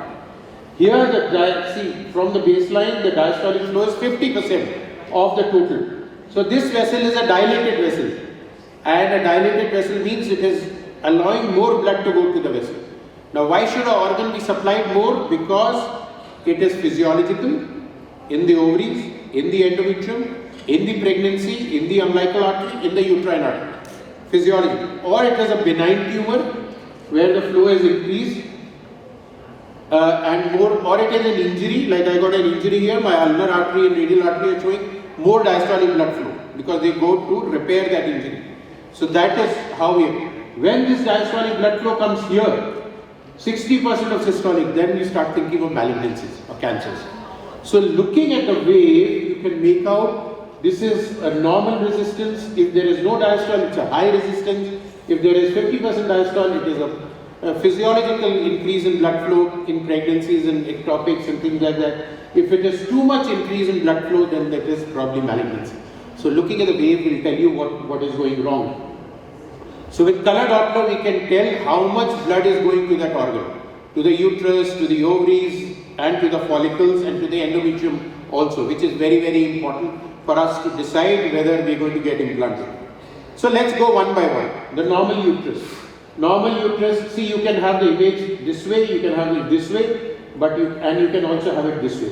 So your orientation, whichever way you are used to. Usually now we have all the images like this. Right here, left here, posterior here, anterior here. So cervix, anterior, uterus, midline endometrium, 3-layer endometrium. 3-layer is vanished, so more secretory endometrium. And when you draw a line through this for 3D, you see that this uterus is subsected, which is not seen in the 2D because you're not seeing the coronal plane. So coronal plane evaluation by 3D is very important. And that is how we draw the line. Now to see in the sagittal section, the 3D line is drawn. Previously we used to have a straight line in the machines. Now you can draw, follow it, and you get a 3D picture or the coronal picture, both the cornua and the cavity.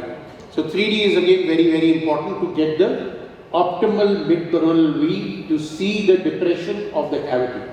Now if the depression is less than 5, it is normal or slightly arcuate. We don't use the terminology arcuate now. If it is more, and from the cornua, if the depth is more and the angle you see, so that you start diagnosing separate or bicornuate uterus. So first we will evaluate the whole pelvis. We have seen the uterus, we have seen whatever any masses are there or not, and then we come specifically. So specifically for the cervix is here, cervical canal, and there is mucus in the cervical canal. If you see mucus in the cervical canal, that tells you that the patient has good estrogen. So if she has good estrogen, the follicles must be good. If the follicles must be good, then pituitary and hypothalamus is working. So looking at the cervix on day 12 or day 13, if you see cervical mucus, your endocrine evaluation can be made. Then we also see for Nabothian cyst. Now when you do a per speculum examination, you see Nabothian cyst on the outside of the cervix. But internal os Nabothian cyst cannot be seen, so only ultrasound can pick up. And this could be a major cause of infertility for the sperms not going ahead of the. Then cervical fibroids, double cervix, cervical ectopics, all the cervical diseases can be picked up if you are looking for it and you know it. Before we look for anything else, this chart is very important. So you know that it's the brain which stimulates, hypothalamus stimulates anterior pituitary to produce FSH-LH. FSH works on the follicle in the first half of the cycle and produces estrogen. Estrogen works on the endometrium. Estrogen works on the body temperature. Estrogen works on the female moods, everything. And when ovulation occurs, progesterone comes in, endometrium becomes progesterone, temperature falls, it rises a little bit, and it remains risen, and the progesteronic effects come. Cervical mucus will now get thick and unfriendly. So cervix in 2D can be seen like this: anterior, posterior lid, normal cervical glands, internal os. And when we do a 3D in it, this is the 3D line, you get to see the cervix like this. And you see the external os is open and cervical mucus is coming out. And when you do a perspeculum of the same, this is how your imaging is improved by looking by naked eye and looking by ultrasound. For the uterus, we need to know the cavity and the depression on the fundus and the division of the cavity. That's the main thing. Then we need to know how the endometrium is growing. Then we need to know how the color is going to the endometrium and the uterine artery. And we also need to score the uterus for uterine scoring system of reproduction to predict that implantation failure will not be there. And any other abnormality for it, like fibroids, which will be discussed later, like multiple fibroids, mapping of the fibroids so that you can plan your treatment, like classification of submucous fibroids. This will be discussed in the next lecture. And classification of intramural and submural myomas. Then the depth of penetration again will depend your surgery, and a lot of Cochrane review tells you which fibroid should be removed and which fibroid should be left alone in there. And also adenomyosis, which is very, very difficult to treat. So there you will look at all the salt and pepper sign, the stride sign, the lake signs, lakes in the myometrium, myometrial cyst. By 3D you see that the endometrial myometrial junction is destroyed and the color is right into the adenomyotic region, and adenomyosis with fibroid. This will be discussed in the next lecture in details. We will talk more of Mullerian anomalies. Mullerian anomalies are fusion anomalies of the uterus and the cervix, and they are now classified as UCO, UCV. U means uterus, C means cervical, and V means vaginal. So it is the previous American Fertility Society classification is not followed. This is a simpler.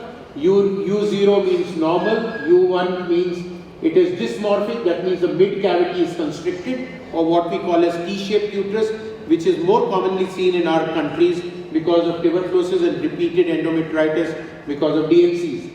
U2 are the septate, incomplete, partial or complete. We don't call it arcuate now. U3 are bicornuate. So bicornuate and septate we have to differentiate. U4 are hemiuterus, which is working, and U5 as aplastic uterus or Mayer-Rokitansky-Kusterhauser syndrome. So this has to be, and similarly with C. U1 dysmorphic, T-shaped uterus. U2 septate or septate, depending on the depth. And we will plan the treatment. With 2D also you can make out there is a thick septum, but and a wide fundus and two cavities, and you can inject saline or gel and do a contrast sonography here also. So with U3 you have to see the serosal surface. If the serosal surface is also concave and the fundus is also concave, then you start thinking of bicornuate uterus rather than a septate uterus. So that, and of course unicornuate, only unicornuate is seen, and somewhere the accessory horn, if present, can be seen with this. Aplastic, complete absence of the uterus or very small nodule by transabdominal, transvaginal, or by 3D or whatever. Then we need to evaluate inside the cavity because the baby has to grow inside. And previously we used to do it by HSG. In our time, we used to do it with dilatation curettage. Our professor used to say, put the uterine sound, just feel it, and the cavity is normal or not. But today, you have so many modalities, especially contrast ultrasound, transvaginal will give you the best. So the endometrium has to be good, 3 layer or maybe 5, and that is where the blastocyst, when it reaches, will grow. If it is, so the implantation window will open for a very small time, and you have to pick up the implantation window. So just after menstruation, day 7 or 8, day 12 or 13, and day of implantation. These are the changes which will happen normally in a uterus which is normal. And endometrial thickness and pregnancy rates have been defined by many papers, and it is very, very important. Then we study the vascularity. So day 6, the power Doppler will show that the vessels are coming on the outside, or zone 1. And day 2, the spiral vessels are entering into, some of them are seen inside. And just at the implantation or ovulation time, you see, and this takes only 1 more minute to evaluate the endometrial vessels by the power Doppler button on your, the machine is doing it for you.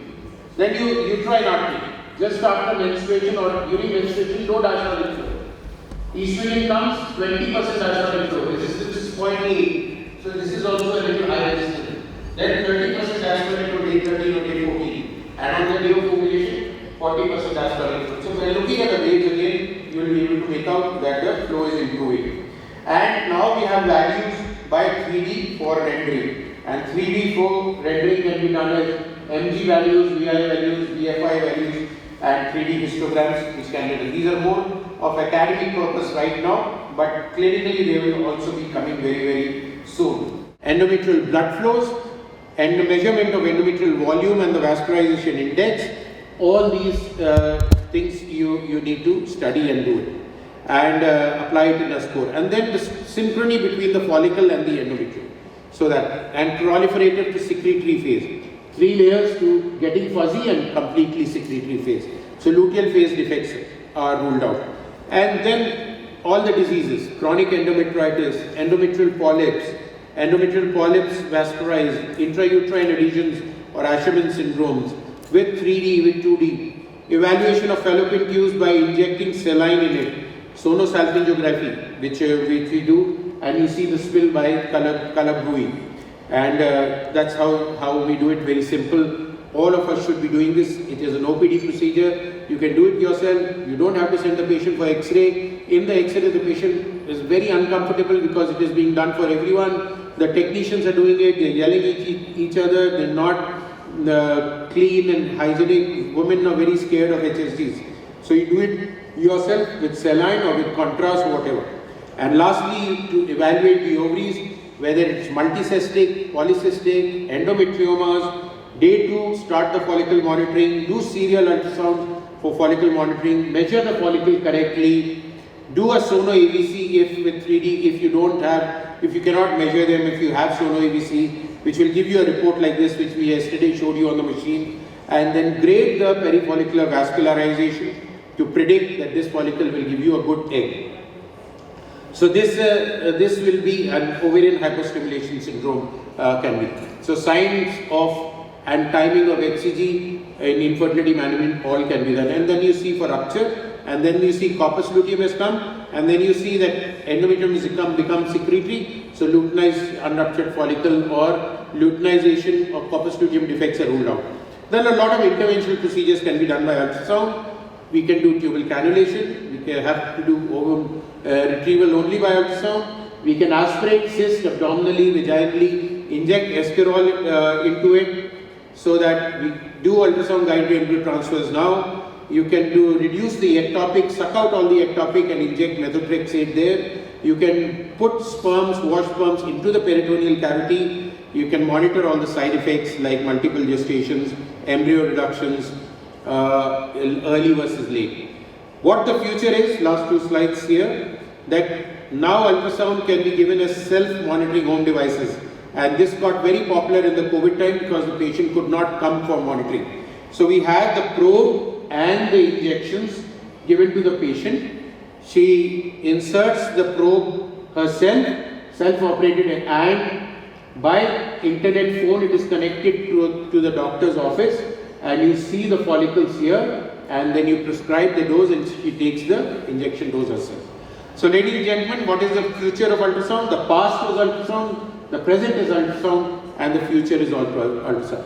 This is one modality which has lasted since 1960 till 2022 now, and for next 100 years also probably it is predicted that ultrasound will be the mainstay investigation for infertility, gynecology and pregnancy and the general body and the liver and the gallbladder and the head and the prostate, everything. So this is one modality which is never going to go out of our arm tail. Thank you very much for inviting me here for this.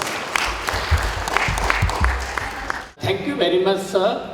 You have given such a nice lecture for us, and This inspiring lecture will be remembered for life. Thank you so much. Dr. Narendra Malhotra, and thank you Dr. Jageshwar Gautam for chairing this session. I would like to make a short announcement to all the registered participants who have registered for simulator hand-on for CVS and amniocentesis by Dr. Raju Sahitya. As it is about to commence, we would like you to move to Hall B, and interested participants can register now as well. Moving on to present the next topic, I would like to call upon a great contributor to various branches of gynecology, Senior Consultant Obstetrician and Gynecologist Dr. J.D. Malhotra. She will be explaining on the topic imaging fibroids and adenomyosis, and to chair this session I would like to call upon Senior Consultant Obstetrician and Gynecologist Dr. Jageshwar Gautam. I would like to introduce Dr. J.D. Malhotra. I didn't want to waste the time. Everybody knows her, and she is the pioneer in obstetric gynecology and the infertility IVF. We will go straight forward for the presentation. Thank you, ma'am. Thank you so much, and a very good morning to all of you. My task has been made a little easier, so I'm just going to sort of, just change a little bit, and I always do that because diagnosing is something which is very, very important, but management is also the most important part, because based on the diagnosis, you're going to actually manage the patients. And that's something which is of utmost importance. Now, when we talk about fibroids and adenomyosis, almost in 40% of the women in the reproductive age group, you will either find fibroids or adenomyosis. And we sometimes, take some drastic actions, like surgical, especially surgical actions. And that's something which we need to understand, because surgery is not an answer for every case. Surgery is not also indicated in every case. And we need to know which ones we should be removing, which is actually going to impact the fertility. It's not only the fertility which we are concerned about, we are also concerned about the quality of life for people. So because those are two important things which women will come to us for. So it's very important that a sonologist gives us the right information, and that's based on that right information we take the actions which are required. We are working on a project called Save the Uterus, because day in and day out we see 26-year-old, 29-year-old, 30-year-olds, hysterectomies have been performed, or if myomectomies have been done, after that Asherman syndrome is there. So doing the right kind of the surgery at the right time and only when indicated is one of the biggest messages I would like to give you from this particular talk. And who's scared of fibroids? I don't think anybody of us is scared of fibroids, but we've made it such a big issue. Long time back I had a very nice sonologist, and we had started giving lectures, and we had started doing, I've done my thesis on ultrasound. So one day a report comes from our ultrasound unit, and it's only written fibroid uterus. Now I am an infertility specialist. I don't really, and I do my own ultrasounds, but then you have to also educate people. So I just rang up and I said, can you please tell me where this fibroid is? Because that is something which I want to know. Whether I should remove it or I should not remove it. If I have to remove it, how I have to remove it, whether it's a laparoscopy required or a hysteroscopy required. So that is something which is required from a sonology report. He got very angry with me. And next day he did not come. So I then called him back again and I said, no, please come and you understand why I want this report. Now the next message is a very close coordination between the consultant, a clinician and a sonologist is very much important. Because if we work in cohesion, there are no egos involved here. Because ego is something which kills people. And who is going to be basically having the detrimental effects? The people who are beneficiaries of our care. And that's something again very, very important, that we work in cohesion. Today laws are different. And most of us, though we are allowed to do our own ultrasound as gynecologists, I do my own all the time, but many of us still don't know or don't do. So we are dependent on the reports from the sonologist, and that's very, very important. Now, a patient with fibroids can come with any kind of symptoms. Now, what is the symptom which is important? What is the age which is important? And what is required, whether future fertility is intended or no, whether she has completed a family or no, because it can lead to all kinds of abnormal uterine bleeding and many other things. Maybe sometimes red degeneration can cause a lot of pain. So we have to, once I will take the patient up for a scan, that is something which I would definitely like to know. Now, FIGO came out with this classification to help us decide on where the fibroid is. Now, if it is a submucous fibroid, I think it's pretty much clear, because if it is a submucous fibroid, if you see here, pedunculated in the intracavity, there is no confusion. You'll do a hysteroscopy and you'll remove it, because all the Cochrane review tells us that submucous fibroids are the ones which have to be removed if fertility is intended. So this is one which you will definitely remove, whether it is 50% inside the cavity or less than 50% inside the cavity. The only approach to go and remove is hysteroscopic.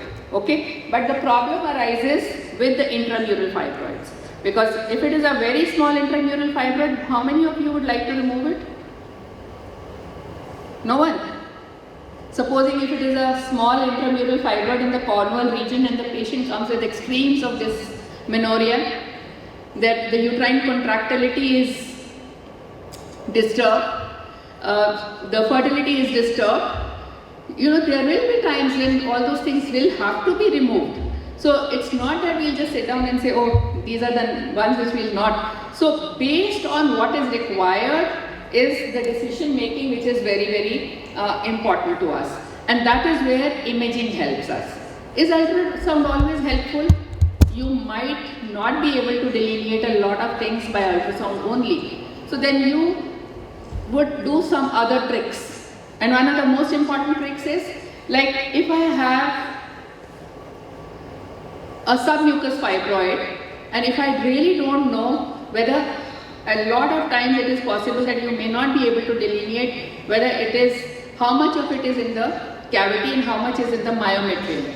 So I just put in a small amount of saline in the cavity. It outlines the cavity very well. Just a small example here of a polyp. I'll show you the other slide a little later.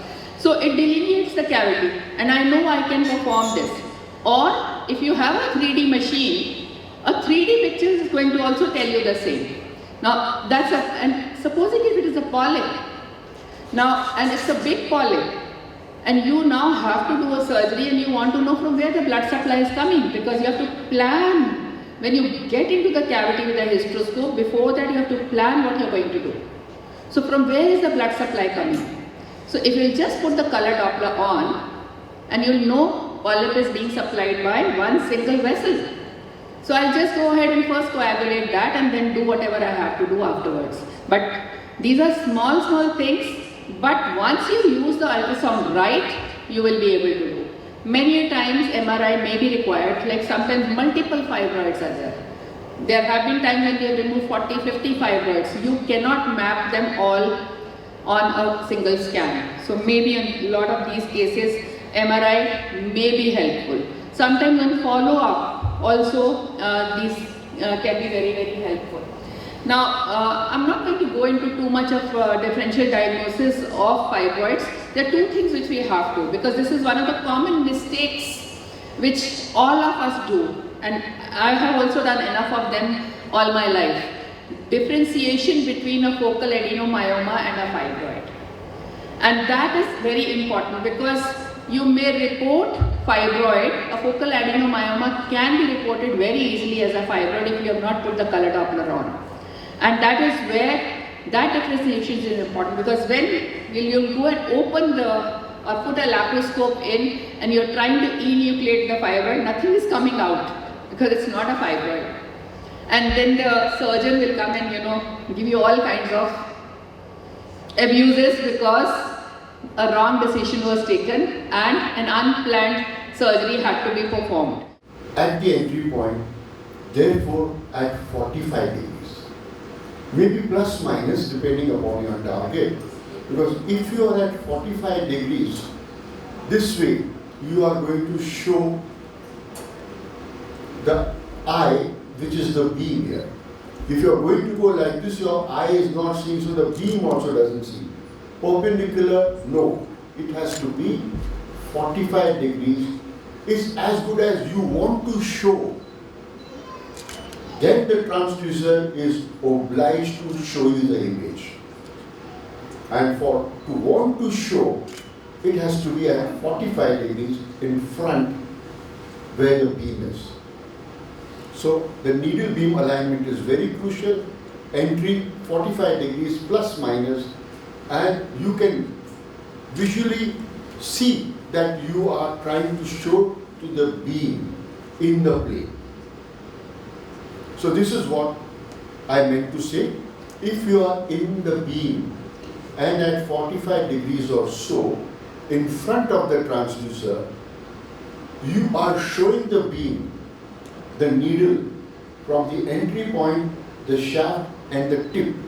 Then you will see a beautiful image at the entry point, the entire shaft and the tip. Now if you are out of plane like this and you are going this way, many times you see you did a good scan, you kept the transducer, and this is the transducer. Instead of following this principle 45 degrees, after doing all this you go this way and this way, because you think that you're seeing the pocket, then you don't see the needle.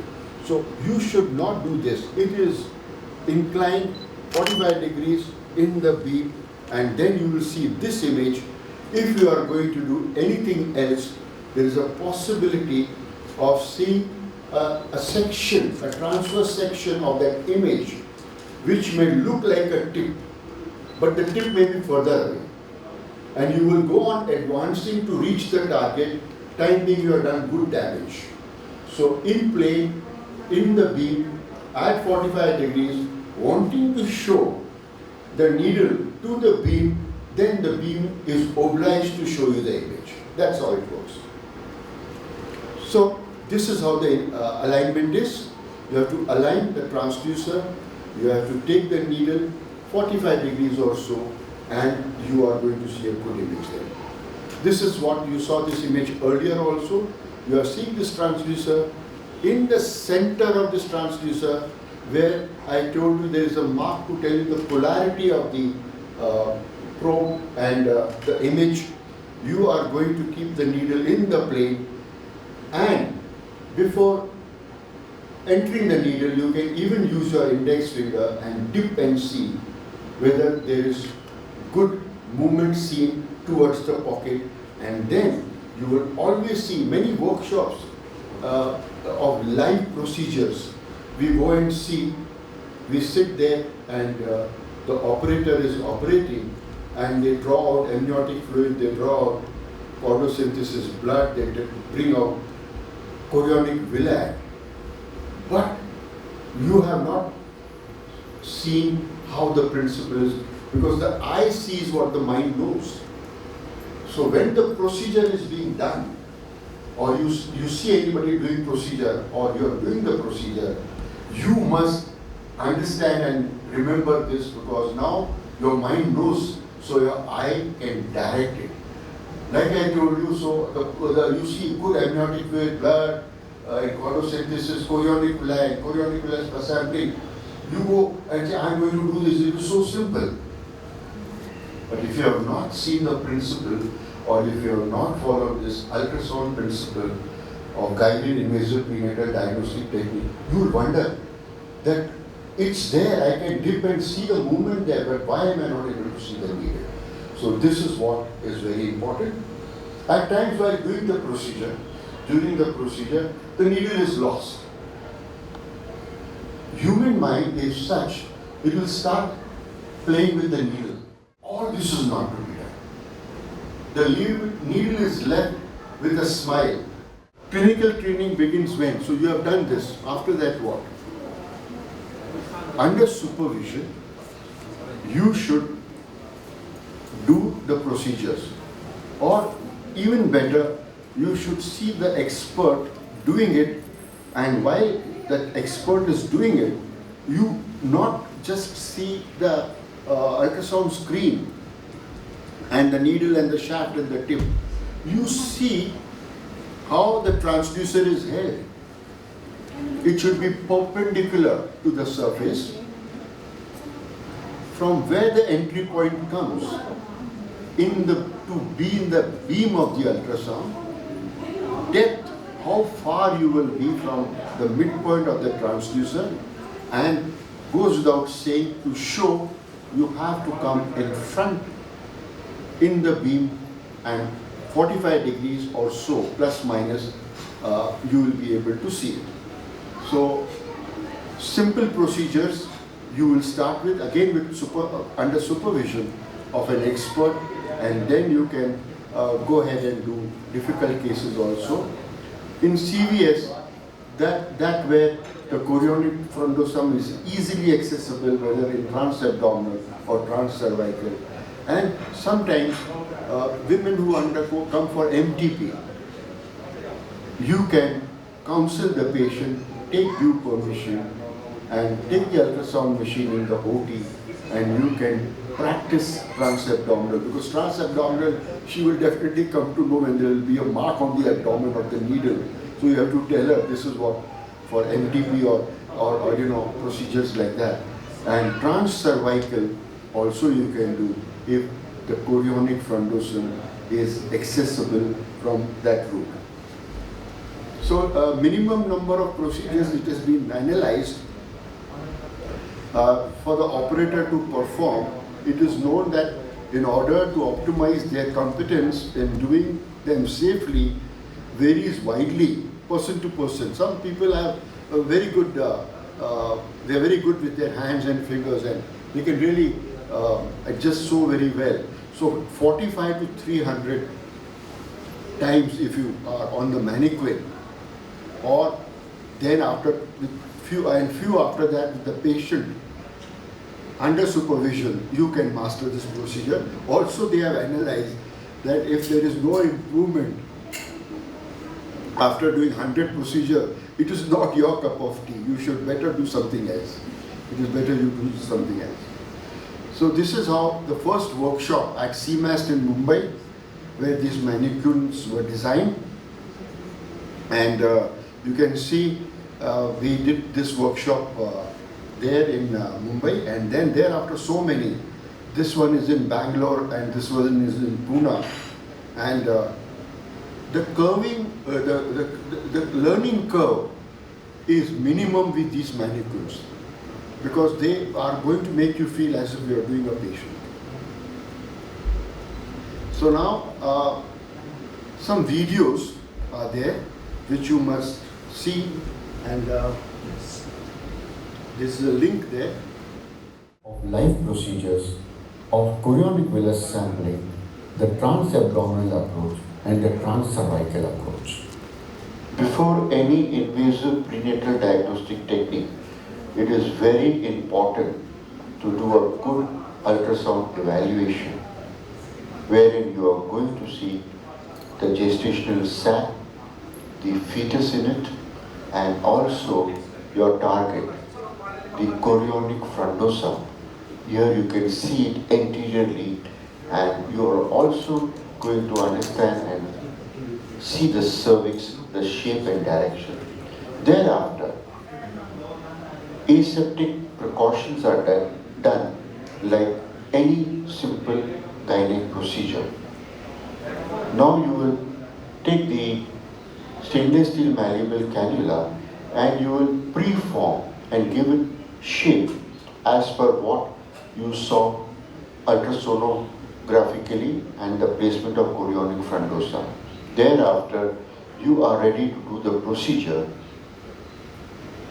Ultrasound guided, you will negotiate the tip of this cannula through the external os, internal os, and safely into the chorionic frondosum. Take syringe 10 ml and place in it 2 to 3 ml of culture media. Remove the stillet.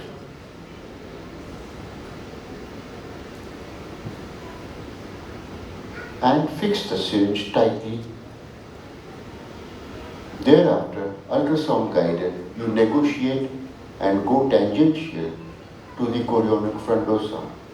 Thereafter, you are going to give negative suction using this syringe and tangential to the sac, amidst of chorionic frondosa, you are going to do to and fro movements, and you will be able to see aspirate coming into your syringe. Where is the patient? That's brilliant. When I was out here trying. Brilliant. ऐसे सोचने का. You must think like that. It will give pain to the patient and it will slide your transducer. There.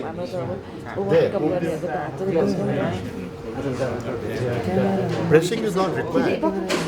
Yeah. Yeah. Okay.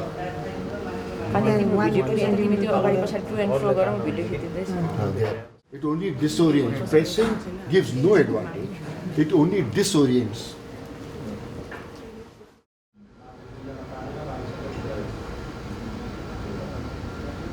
What if There, see that? you go perpendicular? See that? Can go, but better is this. See that? If this is correct, like I said, it has to. Perpendicular, 45 degrees and inside.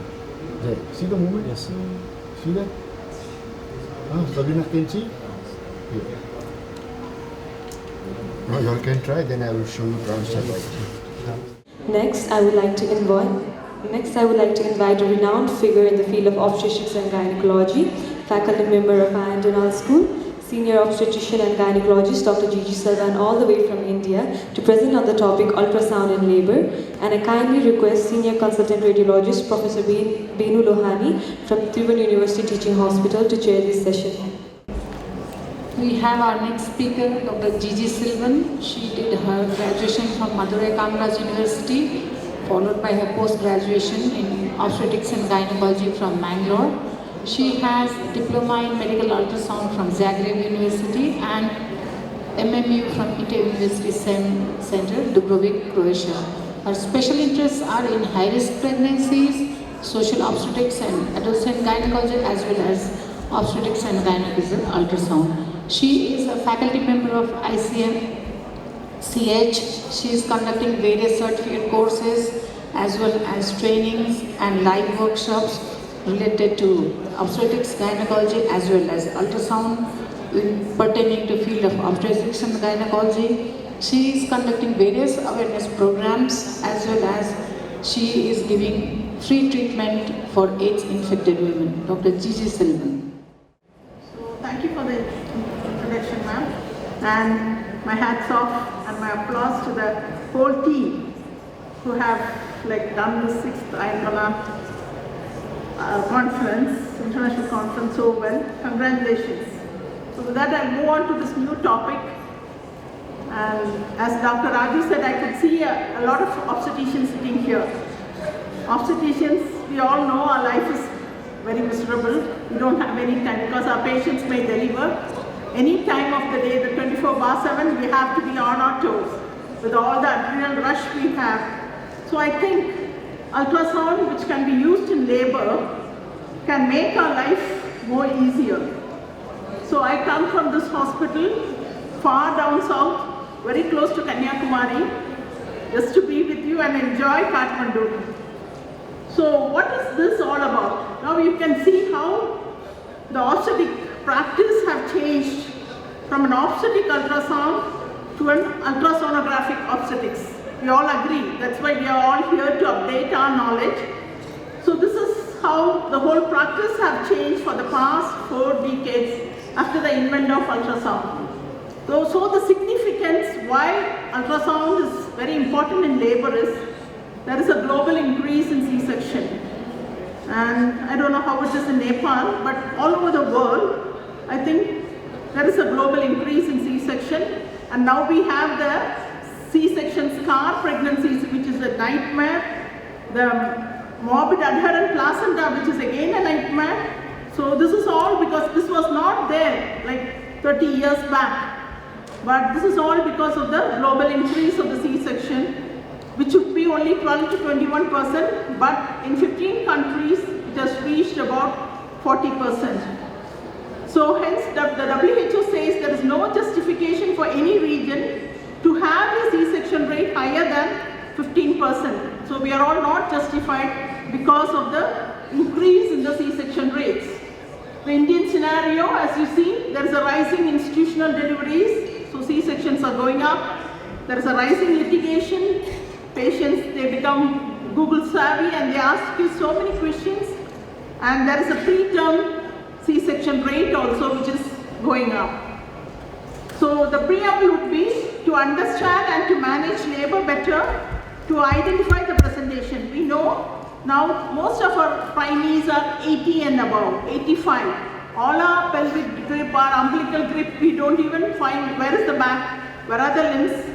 So it's very difficult to, so ultrasound helps to monitor the progress of labor in a delayed labor. What are we going to do? Are we going to wait for some more time or are we going to take her for a C-section? We have to decide. Therefore, the decision for the mode of delivery, this will help and also to reduce the C-section rate. So with this preamble, I take you around. So the intrapartum ultrasound or the ultrasound in labor, how do we do it? We do a transabdominal ultrasound where we can see the position, where is the head, where is the back, whether it's an LOP or an ROP, which sometimes we cannot do with our hands alone. It's very easy with ultrasound. Next we go for a transperineal ultrasound. So with this we'll know where is the head and what is the presenting part. And all that and the landmark, we can see whether there is a descent of head, is the head getting fixed. All these things can be seen. And of course with the TVS we can know how the cervix is, what is the modality we are going to use to induce labor or to accelerate labor. So the settings could be the highest insolation depth depending upon the patient we have, the lowest angle of insolation, lower output of frequency.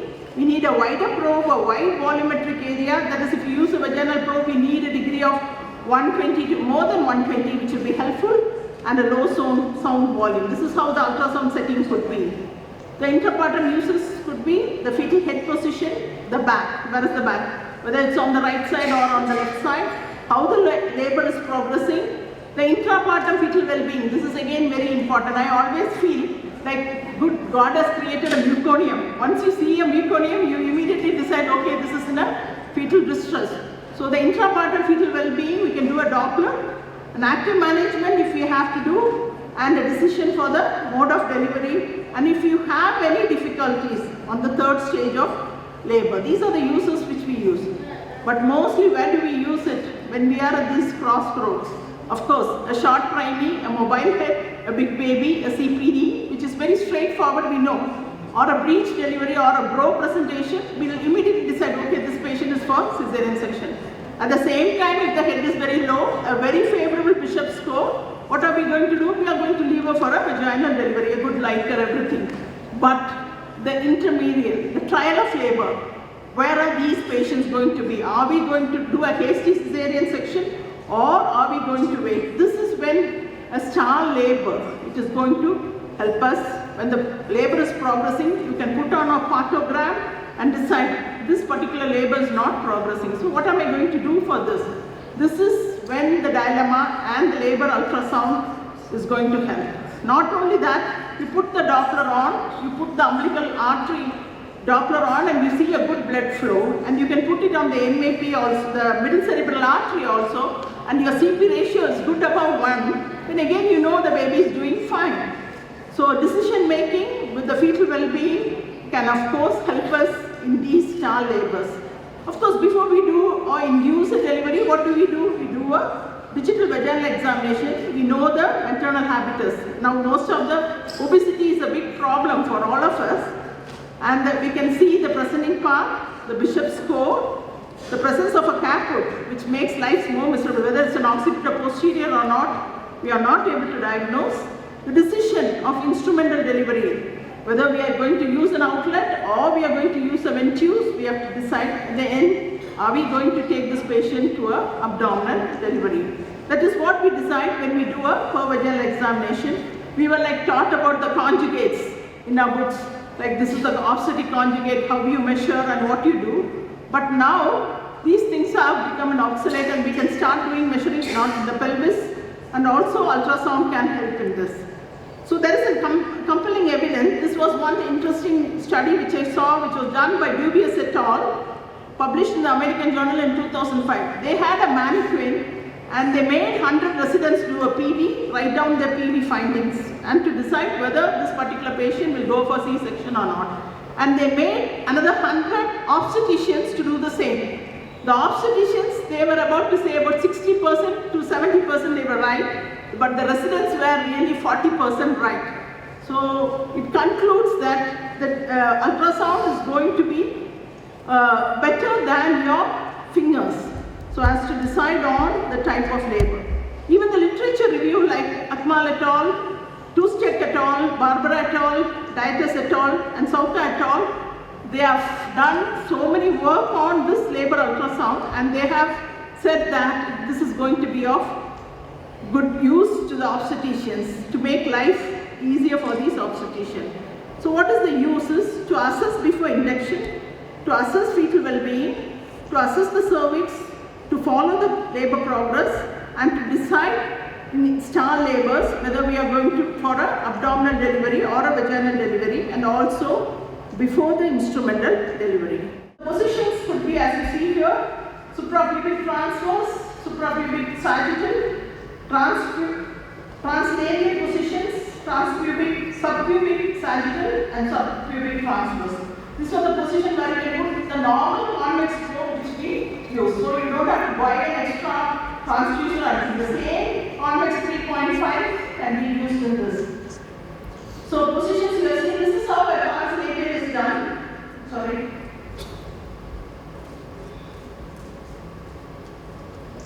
This is how it's done. You can put your probe here, longitudinal, this is the symphysis pubis which is seen here, that is the point A.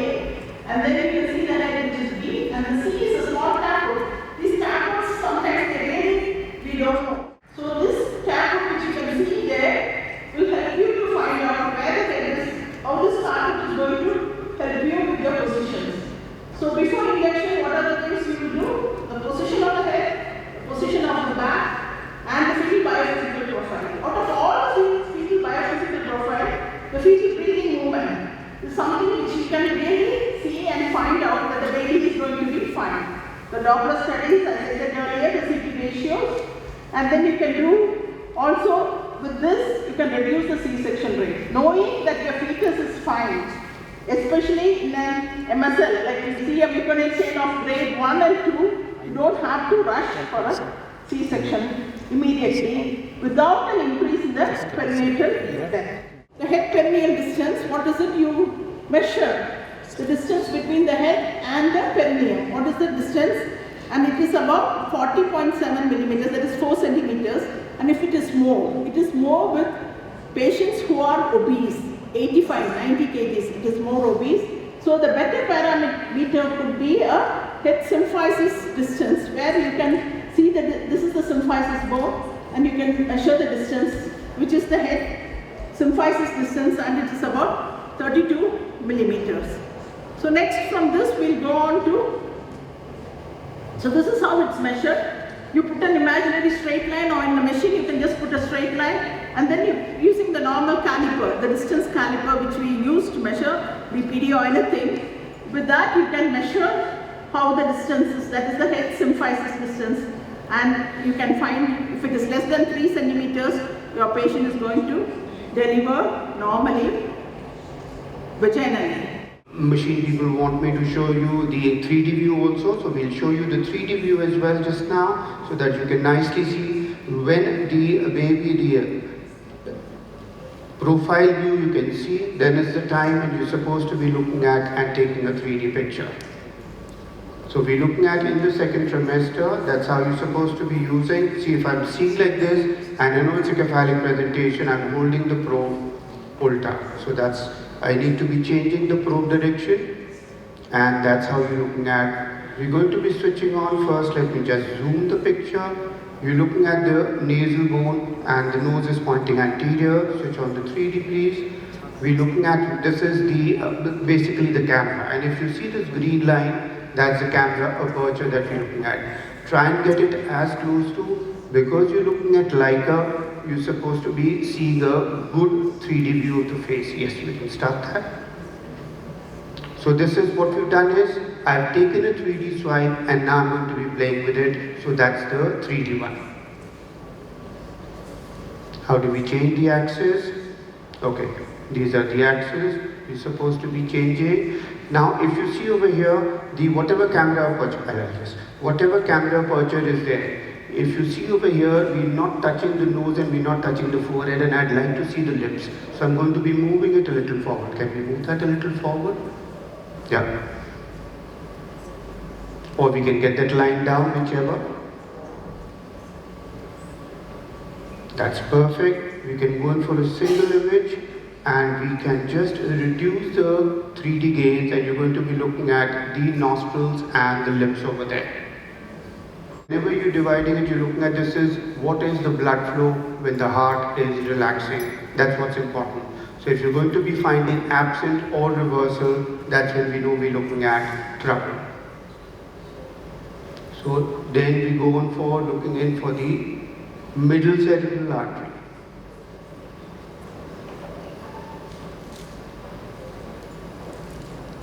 Sorry, Hanji, kuch kar rahe the?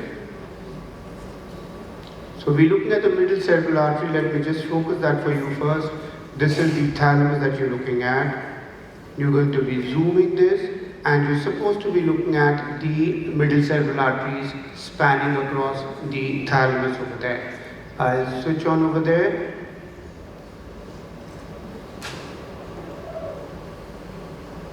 Is that fine? Any other changes you wanted to make? Can we reduce the velocity? Because I think so we're using too high a velocity. That's why the middle cerebral artery is not showing up that nicely.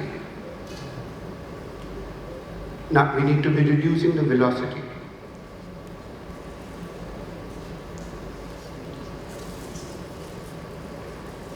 We've reduced the velocity too much, so that is why we're getting lots of noise over there. We'll come back to that just now, don't worry. So now I'll just try and tell you how we're going to be focusing the uterine artery. You're looking at first and foremost SAT section, you're looking at the cervix. Try and go to the side. If you see carefully over here, that is the iliac vessel that you're looking at. हम एक काम करते हैं sir, इस setting से बाहर निकल के वापस आते हैं, फिर नॉर्मल आ जाएगा. Let's go to some other setting.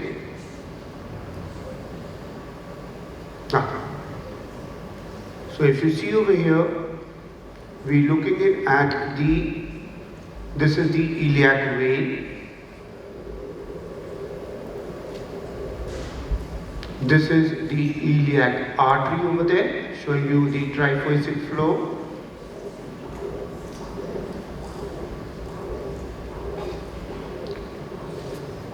This is triphasic flow. So whenever you see that, don't get confused, am I looking at trouble? And then you're supposed to be now seeing what is the vessel that's crossing, and you're going to be looking at and focusing the uterine artery.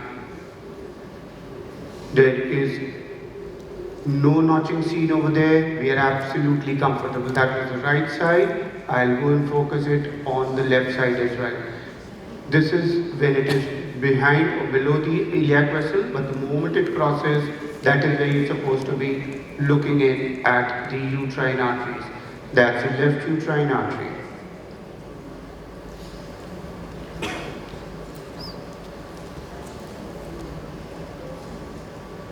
We're looking at the aortic flow, because finally when the hypoxia is going to set in too severe, this is where it's going to be compromised, so that there can be flow going towards the cranium, which is the most vital organ. That is the flow in the middle cerebral artery. Over here, what we're interested in is in two things. If this diastolic flow increases in the third trimester, we are worried about brain sparing.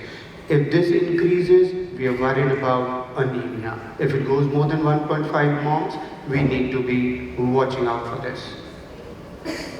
Auntie go, bas 2 minutes और है. Now let me just see if this baby who's really oblige us. There you can see the corpus callosum as well. I'm just going to be zooming it. This is the corpus callosum. This is the cerebellum. This is the dentorium cerebelli. You're looking at the brain stem over there. We have these various angles of the brain stem. Looking at the vermis. This is the vermis over there. We're looking at, they're going to show us the machine walas that how we're going to be doing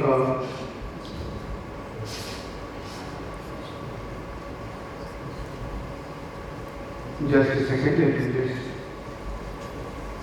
yeah. So what is being done is, that's how Kamal is telling us, we're trying to looking for a spine over there on a 3D drone, so that then the machine is going to be telling us where the thalamus, where all that is.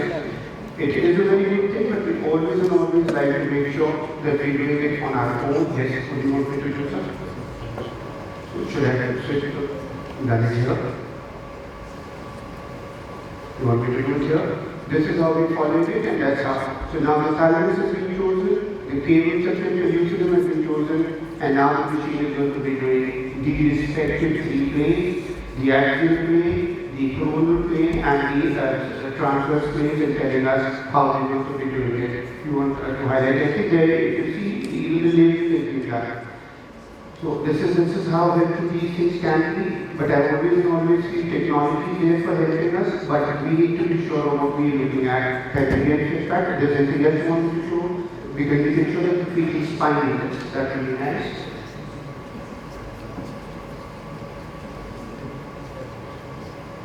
Yeah, we can show them to 3D, but first let's come out of this, so that then I'm focusing on the complete spine over there. Now we're going to do that.